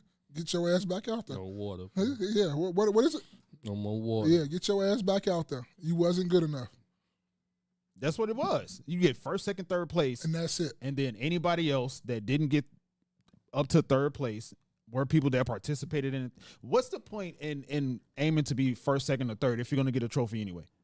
Participation. I mean, you even look at the grades in school. What? You saw that? Yeah, like the grades in school is more so participation. It's Yeah. not necessarily ABs. It's like, oh, he participated, you get an A. The fuck is that? Yeah, no, I think it's definitely when people say like he said in the video, when people try to switch out words to pacify feelings or make people feel better about whatever it is that they were trying to do, whatever it is that they did. Like, I'll never forget in the movie Roll Bounce, the father was applying for a job and he got an interview or whatever, and the person that interviewed him said he was overqualified because the job description said like sanitation and hospitality specialist, but it was a fancy word for janitor. Right. It's that translates into real life. Just finding pacifying words to make people feel good, feel better about the dumb decision that they make. Just because you aren't ashamed of the mistakes that you made in the past, that doesn't make you any less dumb for making them. It's a fact.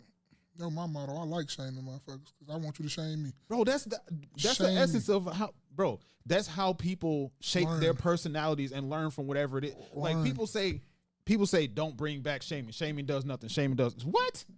Shame make you not do that dumbass mistake no more. What? I had a story. Somebody was telling me a story. I was on the phone with him. They girlfriend. Met a dude. He already got three baby mothers. And she gave him some pussy. And I asked her, like, what do y'all see in that? Like, what was make you think he deserved some from you? And not only that, she gave him some. She done had 3 deletions from him already. Now she's pregnant again. And he told her the first 2 times. He told her, bro, baby, this is what she said, she told me. And I was listening. That what you want to have a baby by me for? So say it again. She had like 2 or 3 deletions from him already. From this one dude. One dude. Now she's pregnant again, but she's going to keep this one. Dang, that vagina's a graveyard, bro. And I told her, what did you tell her? She was like, I don't know, ain't nothing to tell her. Like, that's when you're supposed to go completely in. If that's your friend, you go, if that's your homie or your friend, like you said is, you go completely in on them. 1000%, bro. This is the dumbest shit you ever did in your fucking life. That's that. Like, I just so many questions that come after that. It wasn't none. That was like, this is dumb as shit. I don't want to talk about this. I'm cool. Let's talk about something else. And were you saying it now or are you saying it to them? Then. Oh, okay. Because I started to go off on the mall rant. Nah, I'm cool. Because this, and it wasn't even my friend. And I'm like, bro, it's just like, what? Like, and she already got 2 kids. So she could have 6, but she's going to have 3. She got motherfucking 4 and possible. And I don't know, that story is like all over the place and it's kind of mixed up, but it's just to say, it's just the overall thing to say, if somebody would have shamed her or pulled her to the side, or if the deletion clinic would have sent her name on this motherfucking paper, like, what are you doing, girl? Like, this is your 3rd time you'd have been here this year. Oh, they getting the bread. They ain't gonna stop. But like, somebody need to say something. And that's one of the things that I think it was Candace Owens brought up You know her? No, Oh. What? Man, tryna- if I did know Candace, that's a different conversation. She married. No, I ain't about that. I'm talking about from a podcasting perspective. I ain't talking about that. She probably like you too. You light enough too. I don't care. She's married. But She no, like white men. I'm but, 25% white though. she's like 25% of me. Yeah. After 75, she could throw it away. But no, she was talking about how was it? No, actually, she advertises for it on her podcast, where it's like for a certain donation a month, it goes to women who get pregnant. They would have to get an ultrasound before they decide to delete their baby, because seeing the ultrasound and hearing the baby's heartbeat makes them less likely to actually go through with the deletion. And it's to that regard, like, I don't want to get off the subject of friendship, but we definitely need people to shame people for the dumb decision that they make. We do. But it gotta be. But I was just gonna say real friend, but we just said. No, I mean, but a true friend or a person that's really is.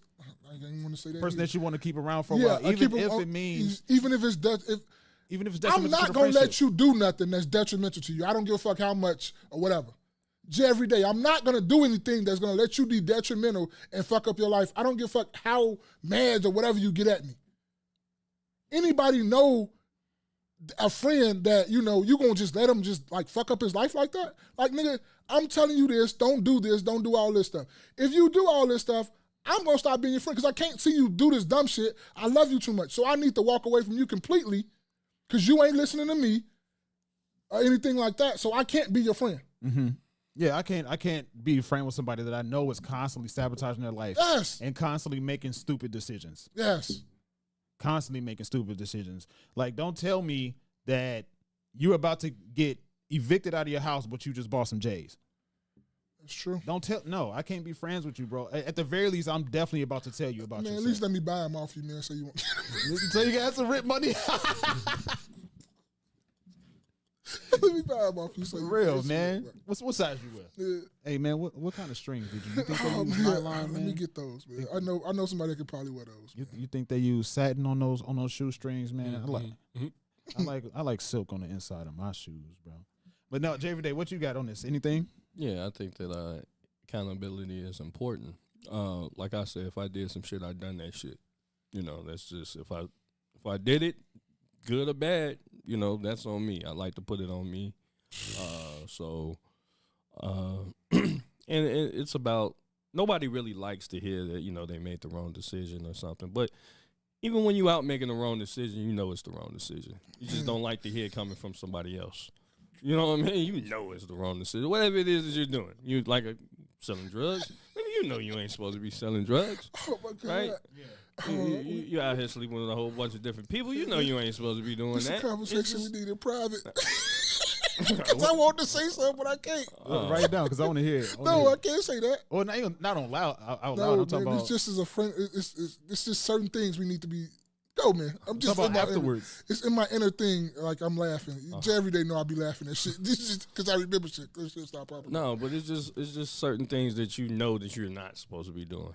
Right, so it's just kind of you got that inner intuition, not intuition, but you know what I'm saying, well, discernment or whatever, that that you ain't supposed to be doing that. It's just that you don't like hearing it from somebody else. It makes you feel like, they're judging because people are quick to say, oh man, I don't judge. Yes, you do. Right, you judge. Everybody judges. Yeah. Right, you dig. You just don't like when it's your turn. Yeah. When it's your turn to get judged. Right, when it's your turn to get judged. And I think everybody should judge you, so you won't be making them dumb motherfucking mistakes. Mm-hmm. Some judgment need to happen. Some don't, but some do as well too. Mm-hmm. I'm sorry. Go ahead. No, it's like you said. Shame and need to come back. There's some things that's just shameful that you shouldn't be doing. Or at the very least, you like. People co-sign the shit. You know what I'm saying? I'd rather you not say nothing than co-sign the shit. Yeah. Like, okay, or people be like, I'm just letting them live their life. Yeah. As a parent, people will say that about their kid. Oh, I'm just letting them live their life. They got to make their own. No fucking duh. They got to make their own mistakes. But I'm not gonna let them mad. Right, but I'm not finna sit there and be like, that's okay. Not say nothing. Yeah. Hey, quick story, real quick, right? I mean, my grandma was still alive at this time. My mama had just passed, so we moved back to Florida with my grandma. So I'm in the front room watching TV. So my brother come in about 10:30, 11. My grandma sitting at the table. She about to get ready to go to the back. As soon as my brother hit the door, right, and this shit was funny as hell to me. My grandma look at him up and down like this, right, and she say, "You just like your uncles. You ain't nothing but an old hoe." Walk back to the room, bro. When I tell you, my brother heart, because he never heard my grandma talk to him like that. So, nigga, after this time, he never, ever came to my house like that again or did what he did again out the horn. You feel me? But that's just to say, back in the day, our grandparents and grandfathers did not fucking care. I don't care what you talking about. They will talk about you. They'll talk about your mama. They'll talk about all this in front of everybody. But guess what? You didn't do what you did again. Yeah. My mother's like that. My mother will tell you. It'd be funny too, though. Yeah, it's funny, but you might not like it, but she'll tell you what it is. Yeah. You know what I mean? But we miss that, though. Yeah. Like, we really, like, our parents, we really miss that. Like, we really, really miss that in our community. Like, I don't care what you talking about, what drama our parents brung us down, what drama they did for this, what drama they left you with that, what traumas, whatever they did. The shit worked. You weren't out here doing what you was doing and doing this fucked up shit, though. And I guarantee you, if you did do that fucked up shit, you wouldn't let nobody see you do that fucked up shit. Right. You ain't never let your mama see you smoke back in the day, they let you see you smoke crack, smoke weed. You ain't even smoke cigarettes in front of your mama. Can't even cuss, boy. Thank you. You didn't do none of that. Yes, ma'am. No, ma'am. Yes, sir. No, sir. You did all that back in the day with our parents. But nowadays, they do not do that. Right. Because you don't want to, come off as judging or shaming somebody. But much as you say it, much bad and shit as they did, it was still safe enough to walk out in the streets and stuff like that. Because if you wasn't doing shit, wasn't nobody on that with you. But yeah, but you know what? I also though, I mean, because I gotta sometimes, and I know what you were saying about the trauma and stuff. People do have trauma, and I think that aids the bad decisions that they make, right? So you have a lot of people, a lot of us, well, not us, but just people. You have these childhood traumas or whatever, and you see, say for instance, you were to see different men run in and out your mother's house, right? As a female, it's gonna make you think that, okay, that's the way to live life, and as a man, you're also gonna think that's the way to live life. Where like, you need I should be able to go in and out of women's life, right? You know what I'm saying? That unfortunately, that's actually trauma. Yeah. Right, because that's not the proper way to live life. Now it'd be one thing if your mom set you down or whatever, and they set you down. They say, you know what? I know you see me doing this, like I'm on trauma or whatever, and this isn't the proper way of doing things, right? People grow up, they see their father, mother and father doing drugs, alcoholic, whatever. You can still sit their kids down and say, you know what, I have a problem, and this isn't the proper way to doing things. Instead of like, oh, I'm gonna let them live, because the kids is gonna pick up on it, 1,000%, and then there's gonna be issues later on, and they really just got that from you. Like when the kids, you ever see the little kids that be out cussing, right? Obviously, yeah, sometimes they get that from some other kids, but I done been at football games. I didn't want to whoop one of them little niggas' ass. But a lot of times they get that stuff from home. A lot of stuff be okay at home. It starts at home, and then you go out and go forward, and then you put that out into the society. So a lot of stuff could be stopped at home, and I think people or parents aren't really parenting their kids like how they're supposed to because of probably past trauma. And they don't know how to handle this. Our parents are a reflection of the relationship they had with their parents. So whatever they went through with their parents, a lot of times they bring it down into the relationship that they have with us. Yeah. So in a lot of cases, in almost all cases, I say, children are a reflection of the relationship they have with their parents. I agree. So when it comes to a child misbehaving or seeing all the stuff that we see on social media, it's a reflection of what they're doing at home. Like I actually saw a video last night. You know how people are doing those prank videos, and it's like clearly, it's clearly fake. It's clearly staged or whatever. Now I don't know if this particular one was staged, but it was this dude. The camera was set up. I will say that the camera was set up, but the dude told, I guess, his father to shut the F up talking to him. Oh yeah, the fuck. The fuck challenge. Oh, okay, so that's what that was. Yeah, but the father got up, got in his face, started, arguing, yelling at him like, who you talking to or whatever that stuff, and he allegedly kicked him out of his house. And then the video cut to him looking like he was spitting out blood. It didn't look like blood to me. But he said, yeah, I think this challenge went too far. Yeah. A lot of children don't have that. Take the lesson away from it, regardless if it feels real or fake. Take the lesson away from it. Children don't have that particular fear of their parents anymore. We was talking about that one. Because people have been shamed into not disciplining their children. But then soft parenting. That's trauma that they had from like their parents. So whatever trauma that they had from their parents, sometimes it comes across, well, I'm not going to do that to my kid, right? But I look at it as before you have kids, right?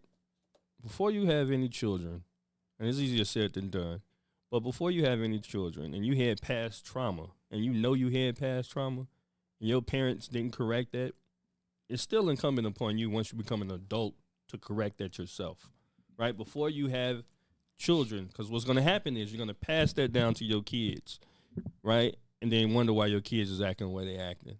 You know what I mean? Because there's certain things that you didn't do. Now, none of this stuff is foolproof. You know what I mean? Right. Like this is like Will Hill show. There's no absolutes. You remember that? No so absolutes. nothing is absolute. But it's just certain things that you try to do to make sure you do raise your children at least the correct way that you possibly can. Because we all attempted parents. We don't have ain't no book in this. You know what I mean? Doing the best we could. Right. But again, it just kind of goes back to accountability, just to bring this thing full circle, is that, we have to understand the mistakes that we make. Because sometimes, there's like people who have multiple children, right? They make all their mistakes with their first child, so they say. They make all their mistakes with their first child. Sometimes you're really hard or lax on that first child. So that second child, you try to get it right. And then on that third child, it's kind of fuck like fuck it, yeah. It is what it is. Kind of going forward. So, you can kind of just see that. And again, it goes back to all accountability. So, yeah. So I think we talked about this before, but genuine consensus, general consensus. Do you think a parent to child relationships would differ if parents face consequences for the things that the children do? Say it one more time for me. So let's just say a kid holds a gas station up at gunpoint. Where you get the gun from? Whatever the case, right? So he got it from his parents, he stole it, it's unregistered, whatever the case. If the child holds the gas station up at gunpoint, steals from whatever the case, should the child's parents be held accountable for what the child did? No, I'm not agree with that. I don't agree for the simple fact that right from wrong. All right, I don't give a fuck. Like it's certain shit that I've been knowing since I was, adolescent. Not to do. Now, if he got the gun from his parents and they gave it to him to go out there and go do it, yeah, hold him accountable. If the gun was supposed to be properly locked up, then, whatever charges comes with that. But him going out there, making that decision and, robbing the store or taking somebody's life, that's on him because right from wrong. Like we talked a long time ago before we came to YouTube about the two girls, I think it was in New York, that tried to steal a dude's car. And I think he ended up being hospitalized from them trying to steal his car. Mm-hmm. Get all that. You get carjacking, battery, all that. All that. Judge gonna just take a motherfucking bag out and just dump it on the table. That's all your charges. Yeah. But see, the problem is that the judicial system, when it comes to children these days, aren't really as hard as they should be. You know, and I'm not sure if they're trying to make up for whatever they were doing in the past. You know, because back in the day they would put kids, you know, particularly like black kids. Slam. Yeah, just give them all types of charges and put them in the electric chair. And, you know, just when you look at history. So, but now it's kind of like they give these kids so many chances, so many chances, so many chances. And that child doesn't really understand consequences until it's too late. So then they get 18, you know what I'm saying? So you done gave this person all these chances, like 17, but then they turn 18, boom. Nigga, and we got this rap sheet because they still gonna hold on to all the shit that you did. Yeah. You know what I mean? So we gave you all these chances, but now you're 18. Yeah. And they're gonna hold up It the don't rap count, sheet. but it do count. Yeah. Yeah, it's kind of like the what's the LA one? What they win last year? Basketball. What's my The little in-season tournament. yeah, that's I know you're talking Yeah, about. it kind of count, but it don't count. Yeah. Man. You know what I'm saying? Yeah, because we're gonna still bring this up though. Yeah. You've been doing this shit since you've been you just been out here just terrorizing the community, B. Mm-hmm. So we got to give it to you. But what I wanted to ask too, I know Spaces probably know what I'm talking about. What they say, your trauma, you didn't wait. It's your trauma wasn't. It say something about your trauma was not yours. Like they gave it to you, but it's your responsibility to handle it. Mm-hmm. How does it go? It's like your trauma is not. I forget how it go, but in so many words is you were given your trauma. It's nobody else's responsibility but yours to deal with your trauma.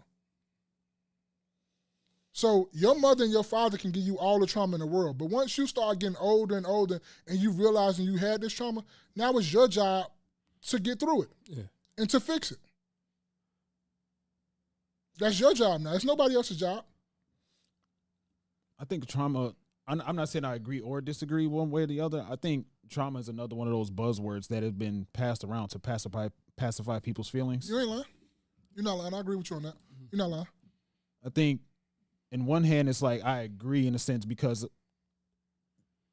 a lot of children are really born into existing trauma. Mm-hmm. So by proximity, you grow into it. At the same time, it's like I agree on the other end where it says like it's technically not yours to deal with once you reach a certain age. But it's your responsibility though. It's your responsibility to maintain and address how you react to those things, how much you will let them affect your life, and how you live every day and whatever choices you make. Yeah, it absolutely is but at the same time, it's like whatever my parents went through with their parents, it's only my issue if that is the same thing that they went through with their parents, they're bringing down to me. All right, but a lot of times that's what happens. It happens, right? Because I read, be humble say whoopings are not discipline, right? So, I mean, I got a whooping, you know. I got different way. Everybody got whoopings. But it was one thing I think Maul had said, and, you know, it kind of resonated with me. You shouldn't be getting whoopings for every little thing, right? Not that I got whoopings for every, because I didn't. But what I'm saying is you should only get whippings for things that could have been detrimental to you and your family. That could have really, you know what I'm saying, really destroyed you or your family.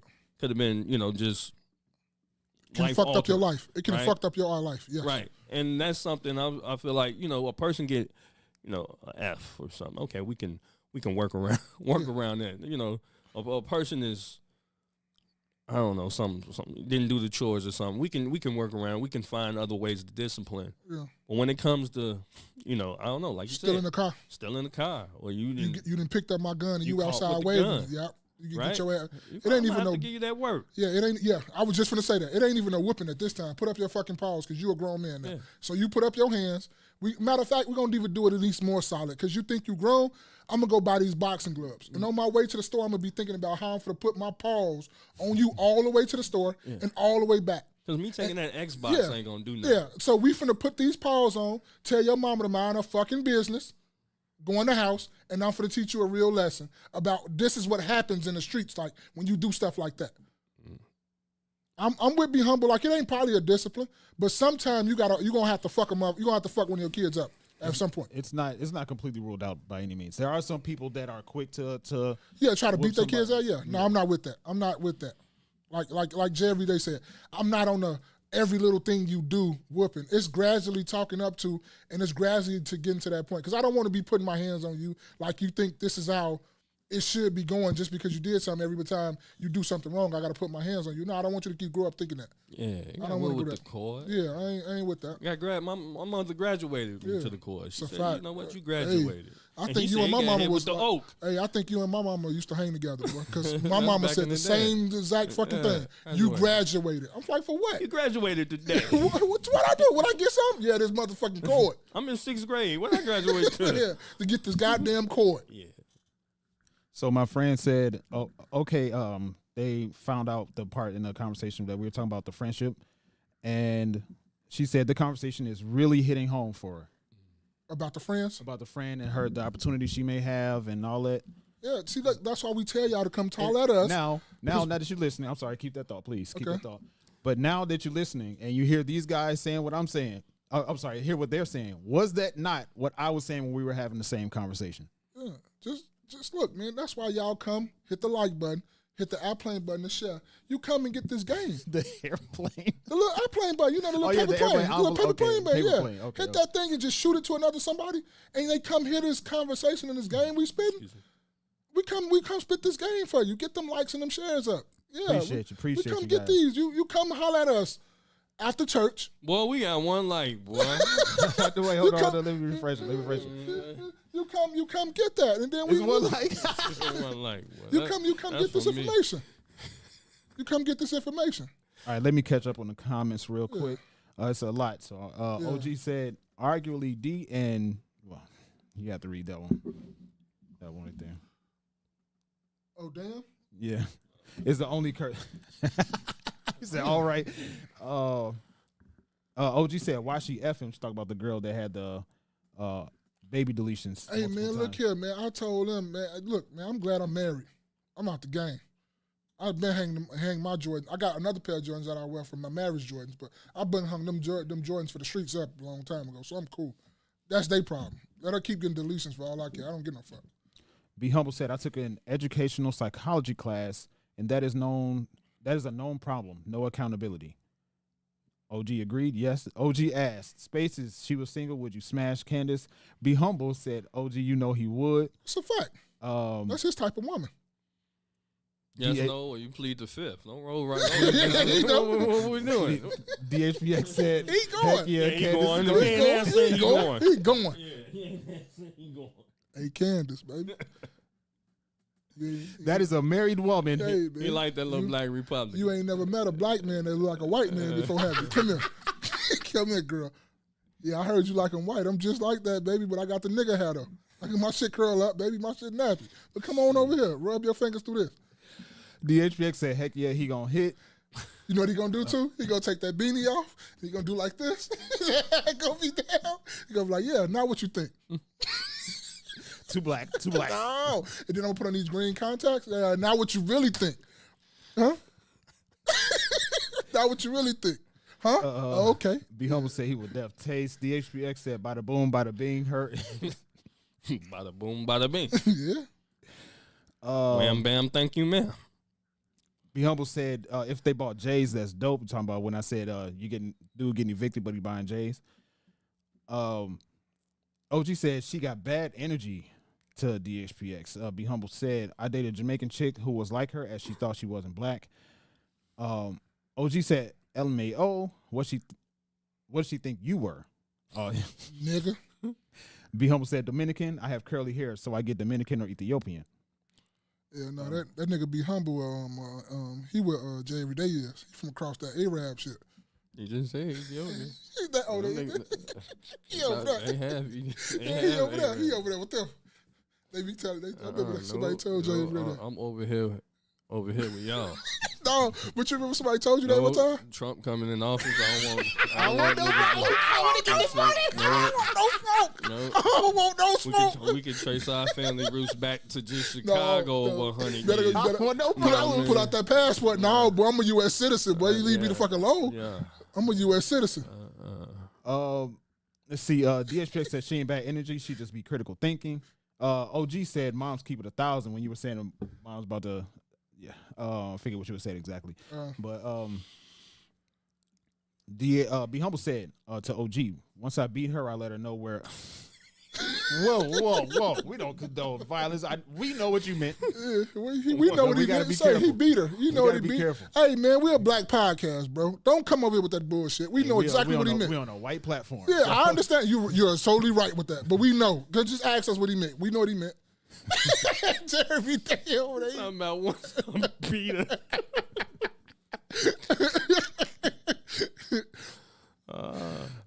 He said DHPX said Jay, you spitting. OG said DHPX, she self-hates, no help, critical, but no action, just public scrutiny, criticism, and no action and solutions. You're absolutely wrong. You don't pay attention to our content. You don't listen to it, so you can't judge that.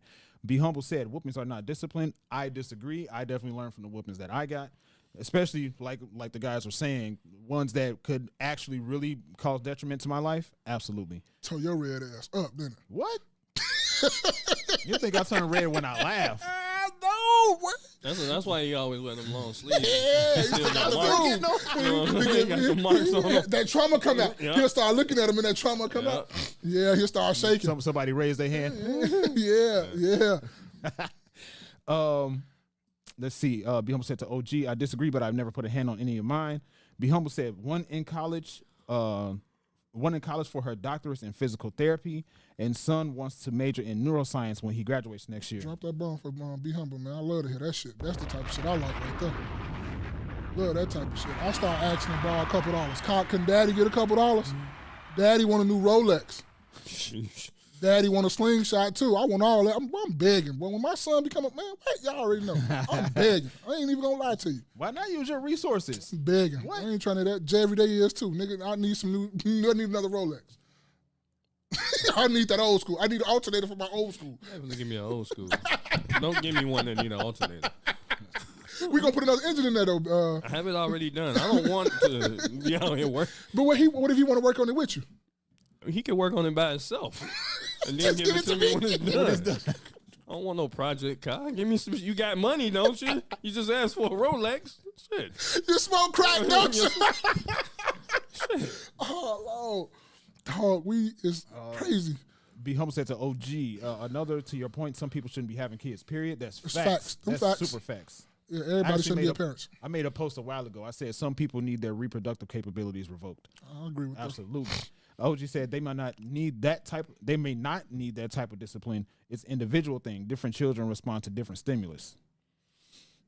I think, generally speaking, stimulate with that ass beat. Most stimulate that. I agree with him to a certain extent because I got some nephews that I done told y'all about my nephews. Like one of them is just like superb, whatever. But that other one. Bruh, me and my brother was just talking. I was walking to the gym, and he was like, because I was telling him I need to buy a PS5. And my brother was like, yeah, I need to go get mine fixed. And as soon as he said that, the first thing I said was, I was my nephew Zay with it. He was like, yeah. I say, boy, I don't know about you, boy, but I would have been to put my hands on Zay a long time ago. Because this is what he do. He fuck up some shit, and he's so, like, innocent looking, and he just come up there and be like, I'm sorry, daddy. And then he'll walk away like, bruh, it ain't too many sorry daddies you gonna get. I'm finna start beating that ass. Because that's one of the ones, like, I understand what you're talking about, Be Humble, but some of them, you know you got some little rebels that you need to start putting them there, put your foot out all knee deep, foot, ass, need to be going, like, yeah, for real. Be Humble said to DHBX, you wild. And he said, how so? Be Humble said, I have scars to this day from whoopings. Hey, you get scars from riding bikes, don't you? Damn. Be Humble said moms would grab whatever was close. Facts. What you ever had to pick out your own what is it? The tree, not a tree branch, but they call it, what is it? Switch, yeah. You break off a little piece of a tree. And then whoop you it's with a switch, man. Quit saying a little picture of a tree like your mom was out there beating your ass with oak. Say a switch, man. A little switch. Okay, quit saying bits of a tree like you. That's like you're getting some wood. It is. It's a switch. It's called a switch. Okay. Sitting up here, because you're talking about wood and shit like we was out there really getting our ass beat. Like, no, it was a little switch. It was a and if you got switch too up. little of one, they make you go pick another one and tie them bitches together.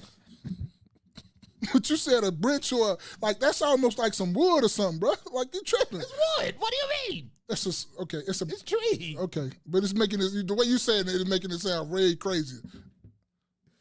Oh, this OG. What's up, OG? You want the people to hear you or no? All right. Give me a minute. Hold on. Let me see. Hold on a second. He said, OG, your ass got about 10 minutes, nigga. We can end this live in a minute. Let's see. Connected. Hold on. He said, yeah, man, put me on.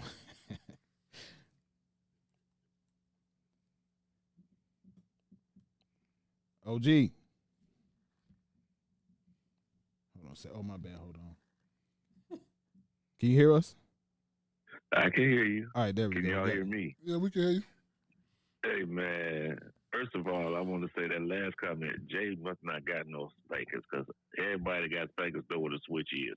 You know what it is. Okay. Uh-huh. And the thing we was talking about Kansas, he gonna go, man. He gonna go. He came to our defense. He came to our defense talking about I ain't never checked her out. Man, Candace be dogging people out. But tell me what she does in the community, brother. But that's not her Tell rhetoric, me what she OG. does. She talks. That's she I'm reports talking the about. That's news. Listen, brother. That's all I'm talking. That's what I'm talking about. All she got is rhetoric. If you really care about people, you're gonna do more than just talk about them.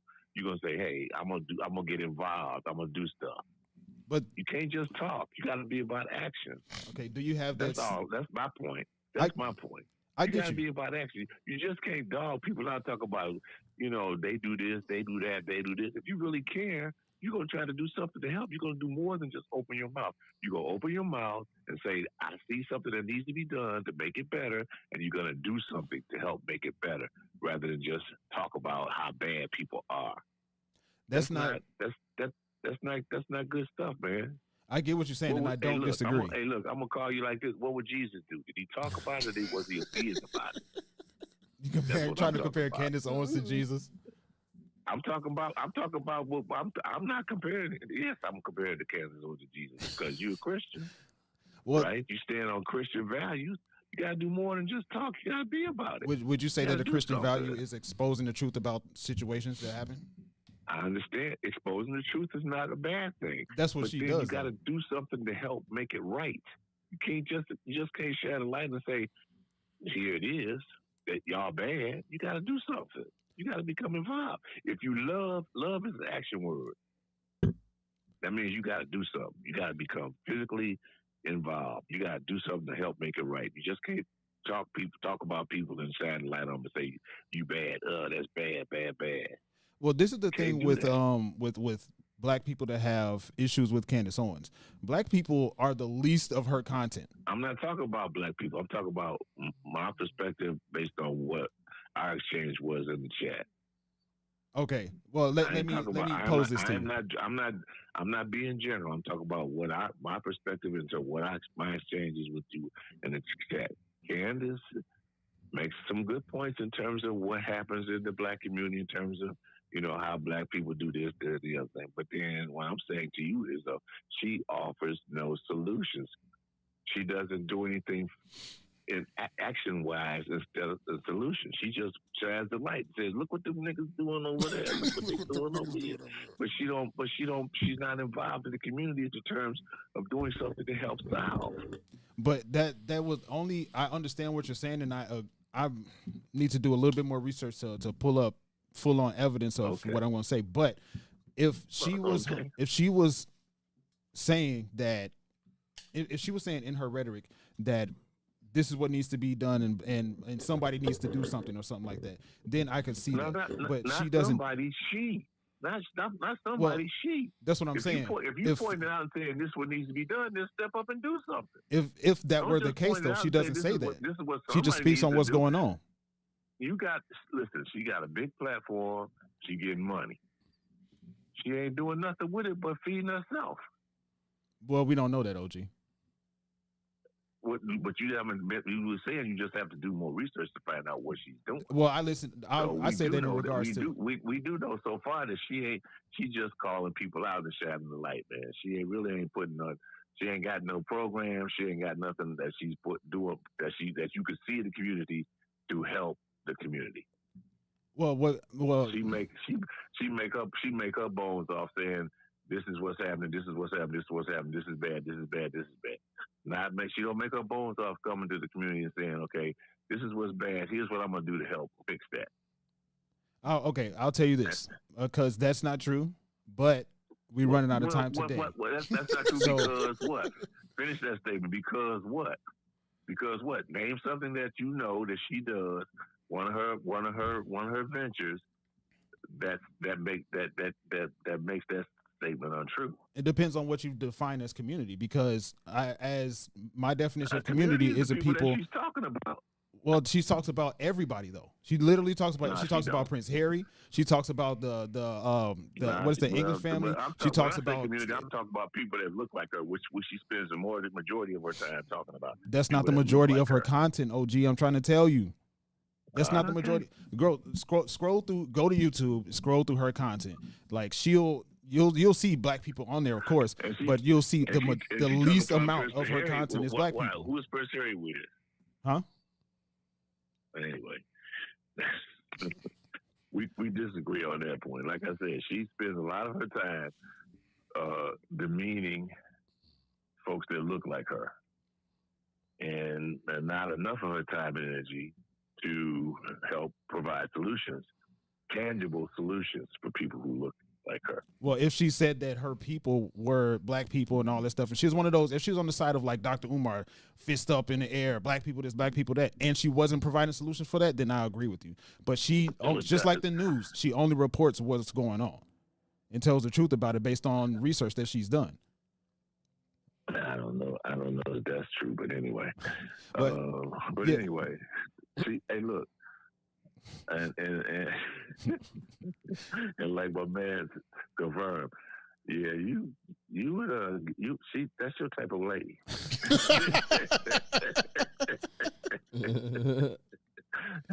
That's your type of lady. Y'all speak the same language. You'd be like, I can see you by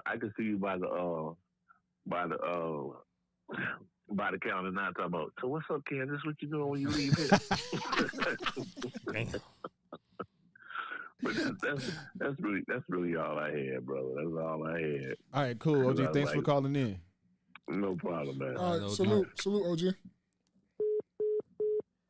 All right, so y'all got time for one more thing? Something. Or you want to? What was it? We can see what it is. Continue your bullshit. No, what is it? I want to, not this. Oh, okay. We can talk about that later. But this guy right here. Oh yeah, Waltz nigga? Yeah.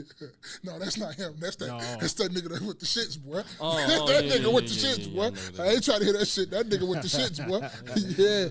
Hey, boy, hey, boy, don't do nothing wrong. Don't do nothing wrong. You on your ass, boy. That nigga with the shits, boy. That's what.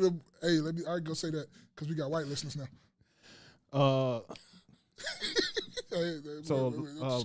Real quick, thank you guys for kicking it with us. Thanks again, OG, for salute, OG. Let's catch up on these comments super quick. I'm gonna run through them. I scars to today from whoopings. Moms would grab whatever was close. Extension cord. DHA said, "But you turned out okay." Curtain rod. Who had a curtain rod on them? Yeah, that's crazy. That's abuse. Yeah, boy, curtain. You seen me come up. I heard a lot of shit, but a curtain rod. But once I was taller, she stopped. DSP said, "You're not a felon. You live those. Those are the rites of passage. Whatever she could grab. Yeah. That's why she did. That's why she did that. You was big to her. No felon. He deported his mama. I don't say that. No. Oh, my bad. I can't see. Yeah, I don't know what you read. It said, OG said, "Be humble. Those were beatings, not whoopings. If you still have physical scars."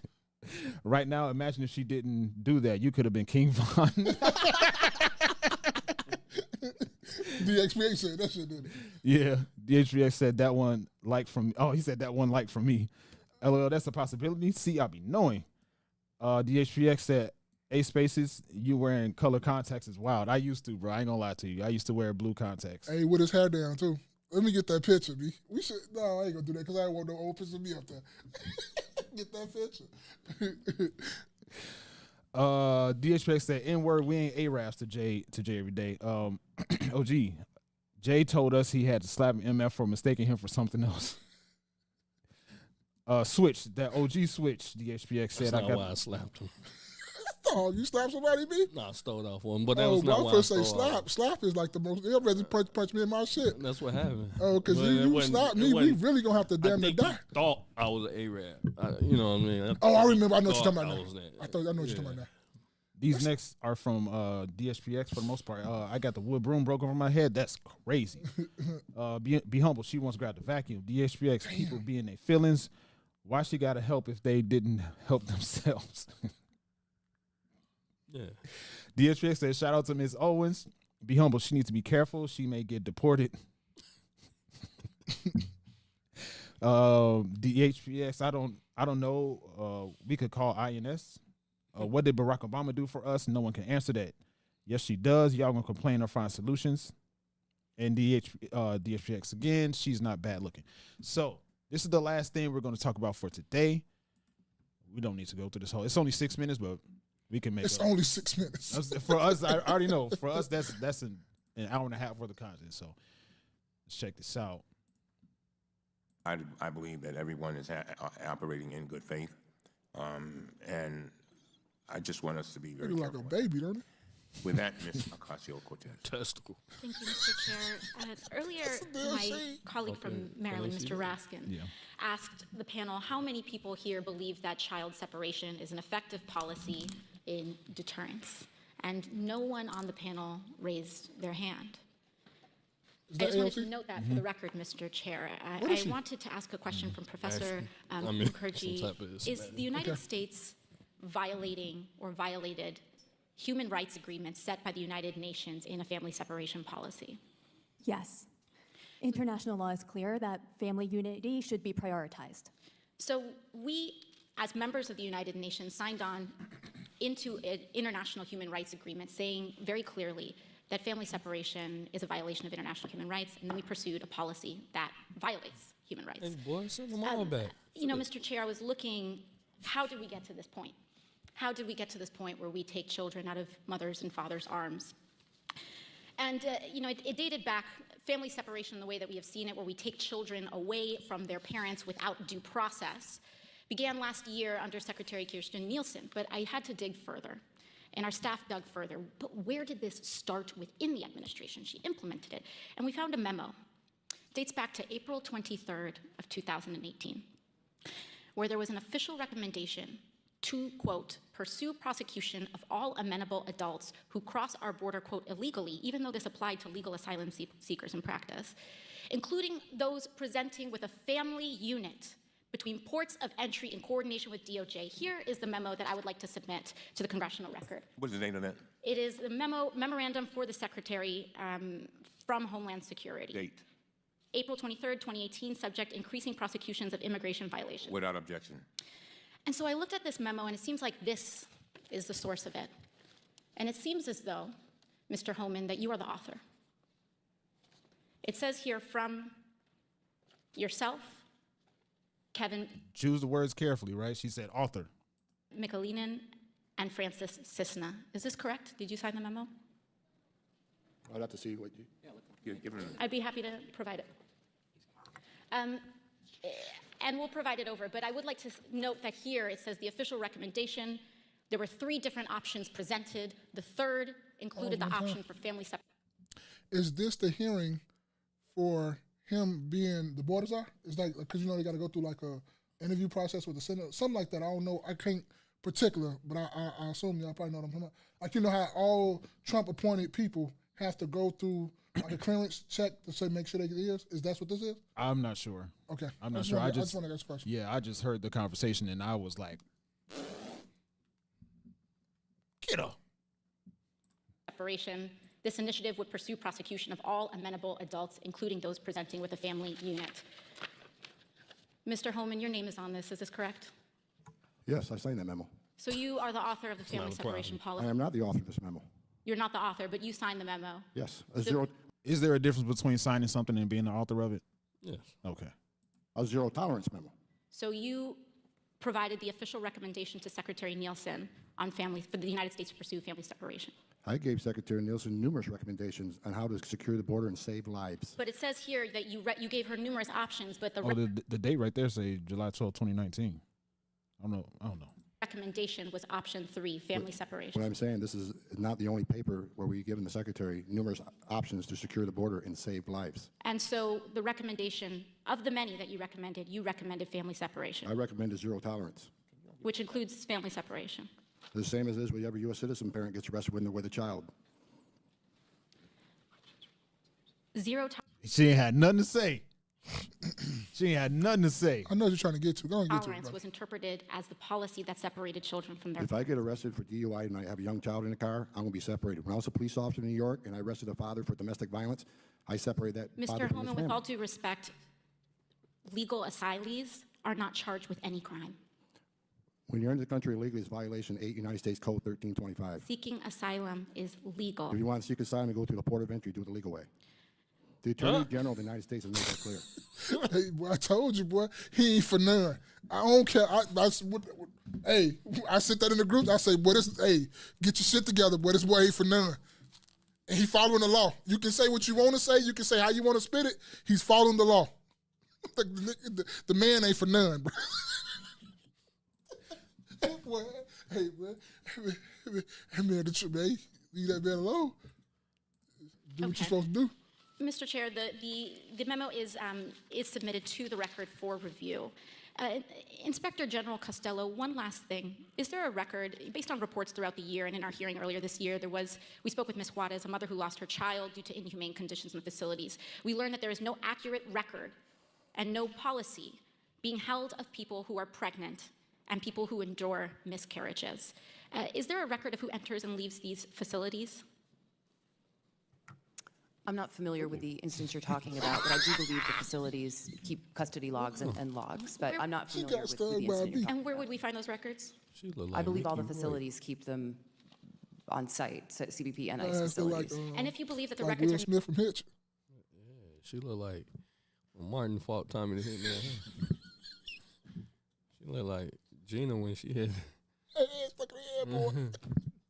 Oh my God. Oh shit. So what was your question on that? Are we good with that? I think it's something that he hasn't said yet. Not accessible, or if we find that the records are not accessible, do you believe the committee should seek to request records from DHS on the location of children and those that are detained? Well, we would never opine about what the committee would request and not request, so. Thank you very much. Thank you very much, Ms. Presley. No, I guess he said it already.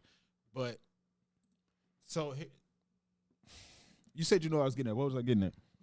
What he was saying, like, I don't know in particular. I just had an idea. So this is one of the few times where I heard AoC speak, and I couldn't figure out for the life of me why she's going so hard for immigration and why is she switching up his words and trying to make it seem like something is that it isn't. Right? So like like in that video, she said, "You are the author of this paperwork or whatever it is, this document."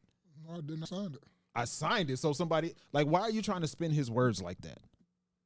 I don't get it. And why are you going so hard for immigration? Like for instance, she said it is legal for people to seek asylum in the U.S. or whatever she said in the video just now. Mm-hmm. He never said anything against that. He just said do it the right way. Right. Because 99, they literally said that 99% of the people that's seeking asylum, turns out that they don't show up to court, the asylum seeking court, and they're just over there. And a lot of the stuff, a lot of their claims turn out to be, when they do come to court, a lot of them turn out to be untrue. It's unfounded, rather. Can't say it's untrue, but it's unfounded. Mm-hmm. So, I mean, what is that saying? Saying y'all just, y'all saying I'm seeking asylum, but y'all just coming. I mean, it's nothing to say I'm seeking asylum just to come over here. Mm-hmm. Mm-hmm. And then they start the process. Yeah, But then once you over here, you over here. That's kind of, I don't know. And one of the things that I've heard in these conversations is people try to use their children as a loophole.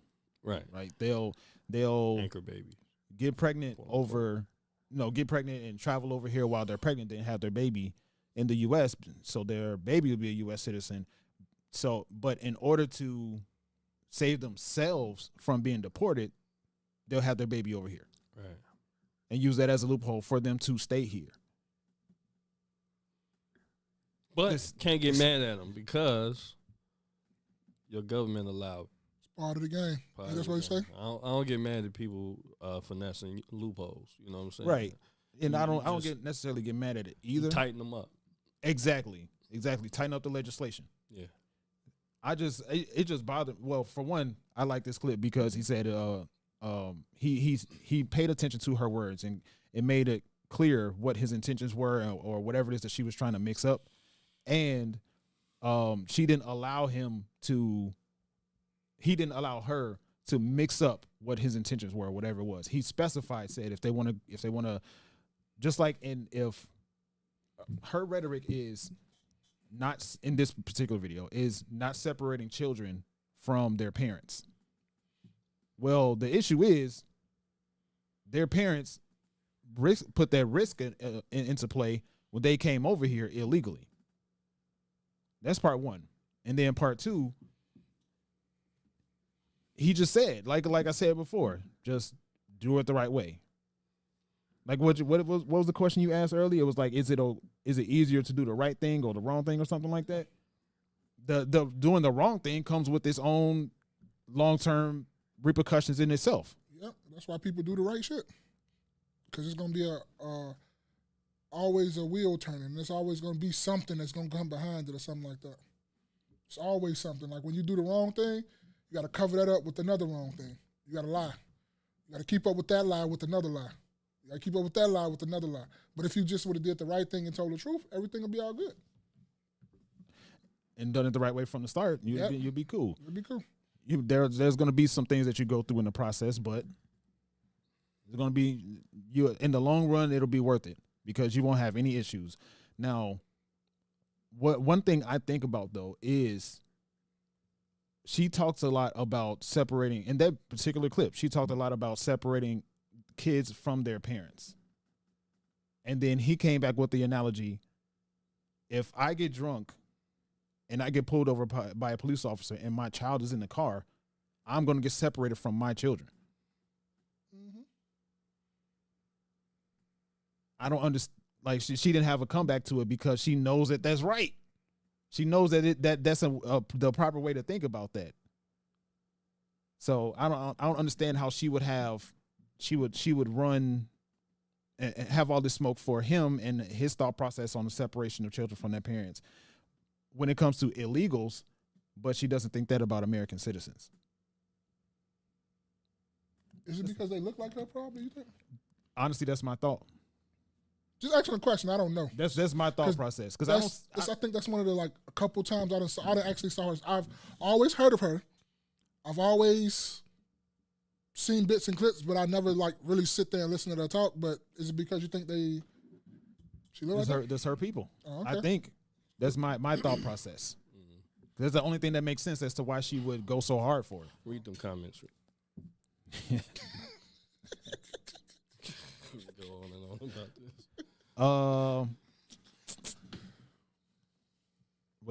Let's see. Be Humble said only 6 minutes, LOL.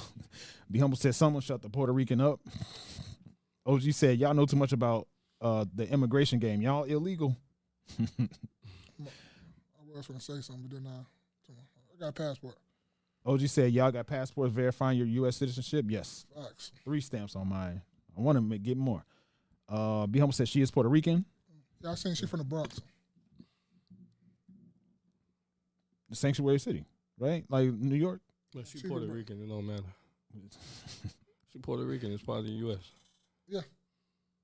She from the Bronx, though. I was just looking at her. All right, so that was all I have for today, man. This was a fun conversation today. Yes, it was. So this is something that I have for the message that I saw on Instagram. It was a quote that said, doubt kills belief. Silence kills conversation. Laziness kills progress. Negativity kills optimism. Now, if you read it backwards, belief kills doubt. Conversation kills silence. Progress kills laziness. And optimism kills negativity. Something to think about. Big shouts out to Will Hill and Third Post Media. Salute. Great guys Salute. over there. They went live yesterday. Funny conversation. They had like a 4-hour live. That was crazy. Don't even think about it, my nigga. No, I wasn't. Don't even think about it, my nigga. Hell I wasn't. No. Nope. This has been another edition of the KNoWKi podcast, where your crown, build your legacy, kings. I am your man, Spaces. Every day. Hey, I go by your boy Maul, man. Meeting adjourned. Peace.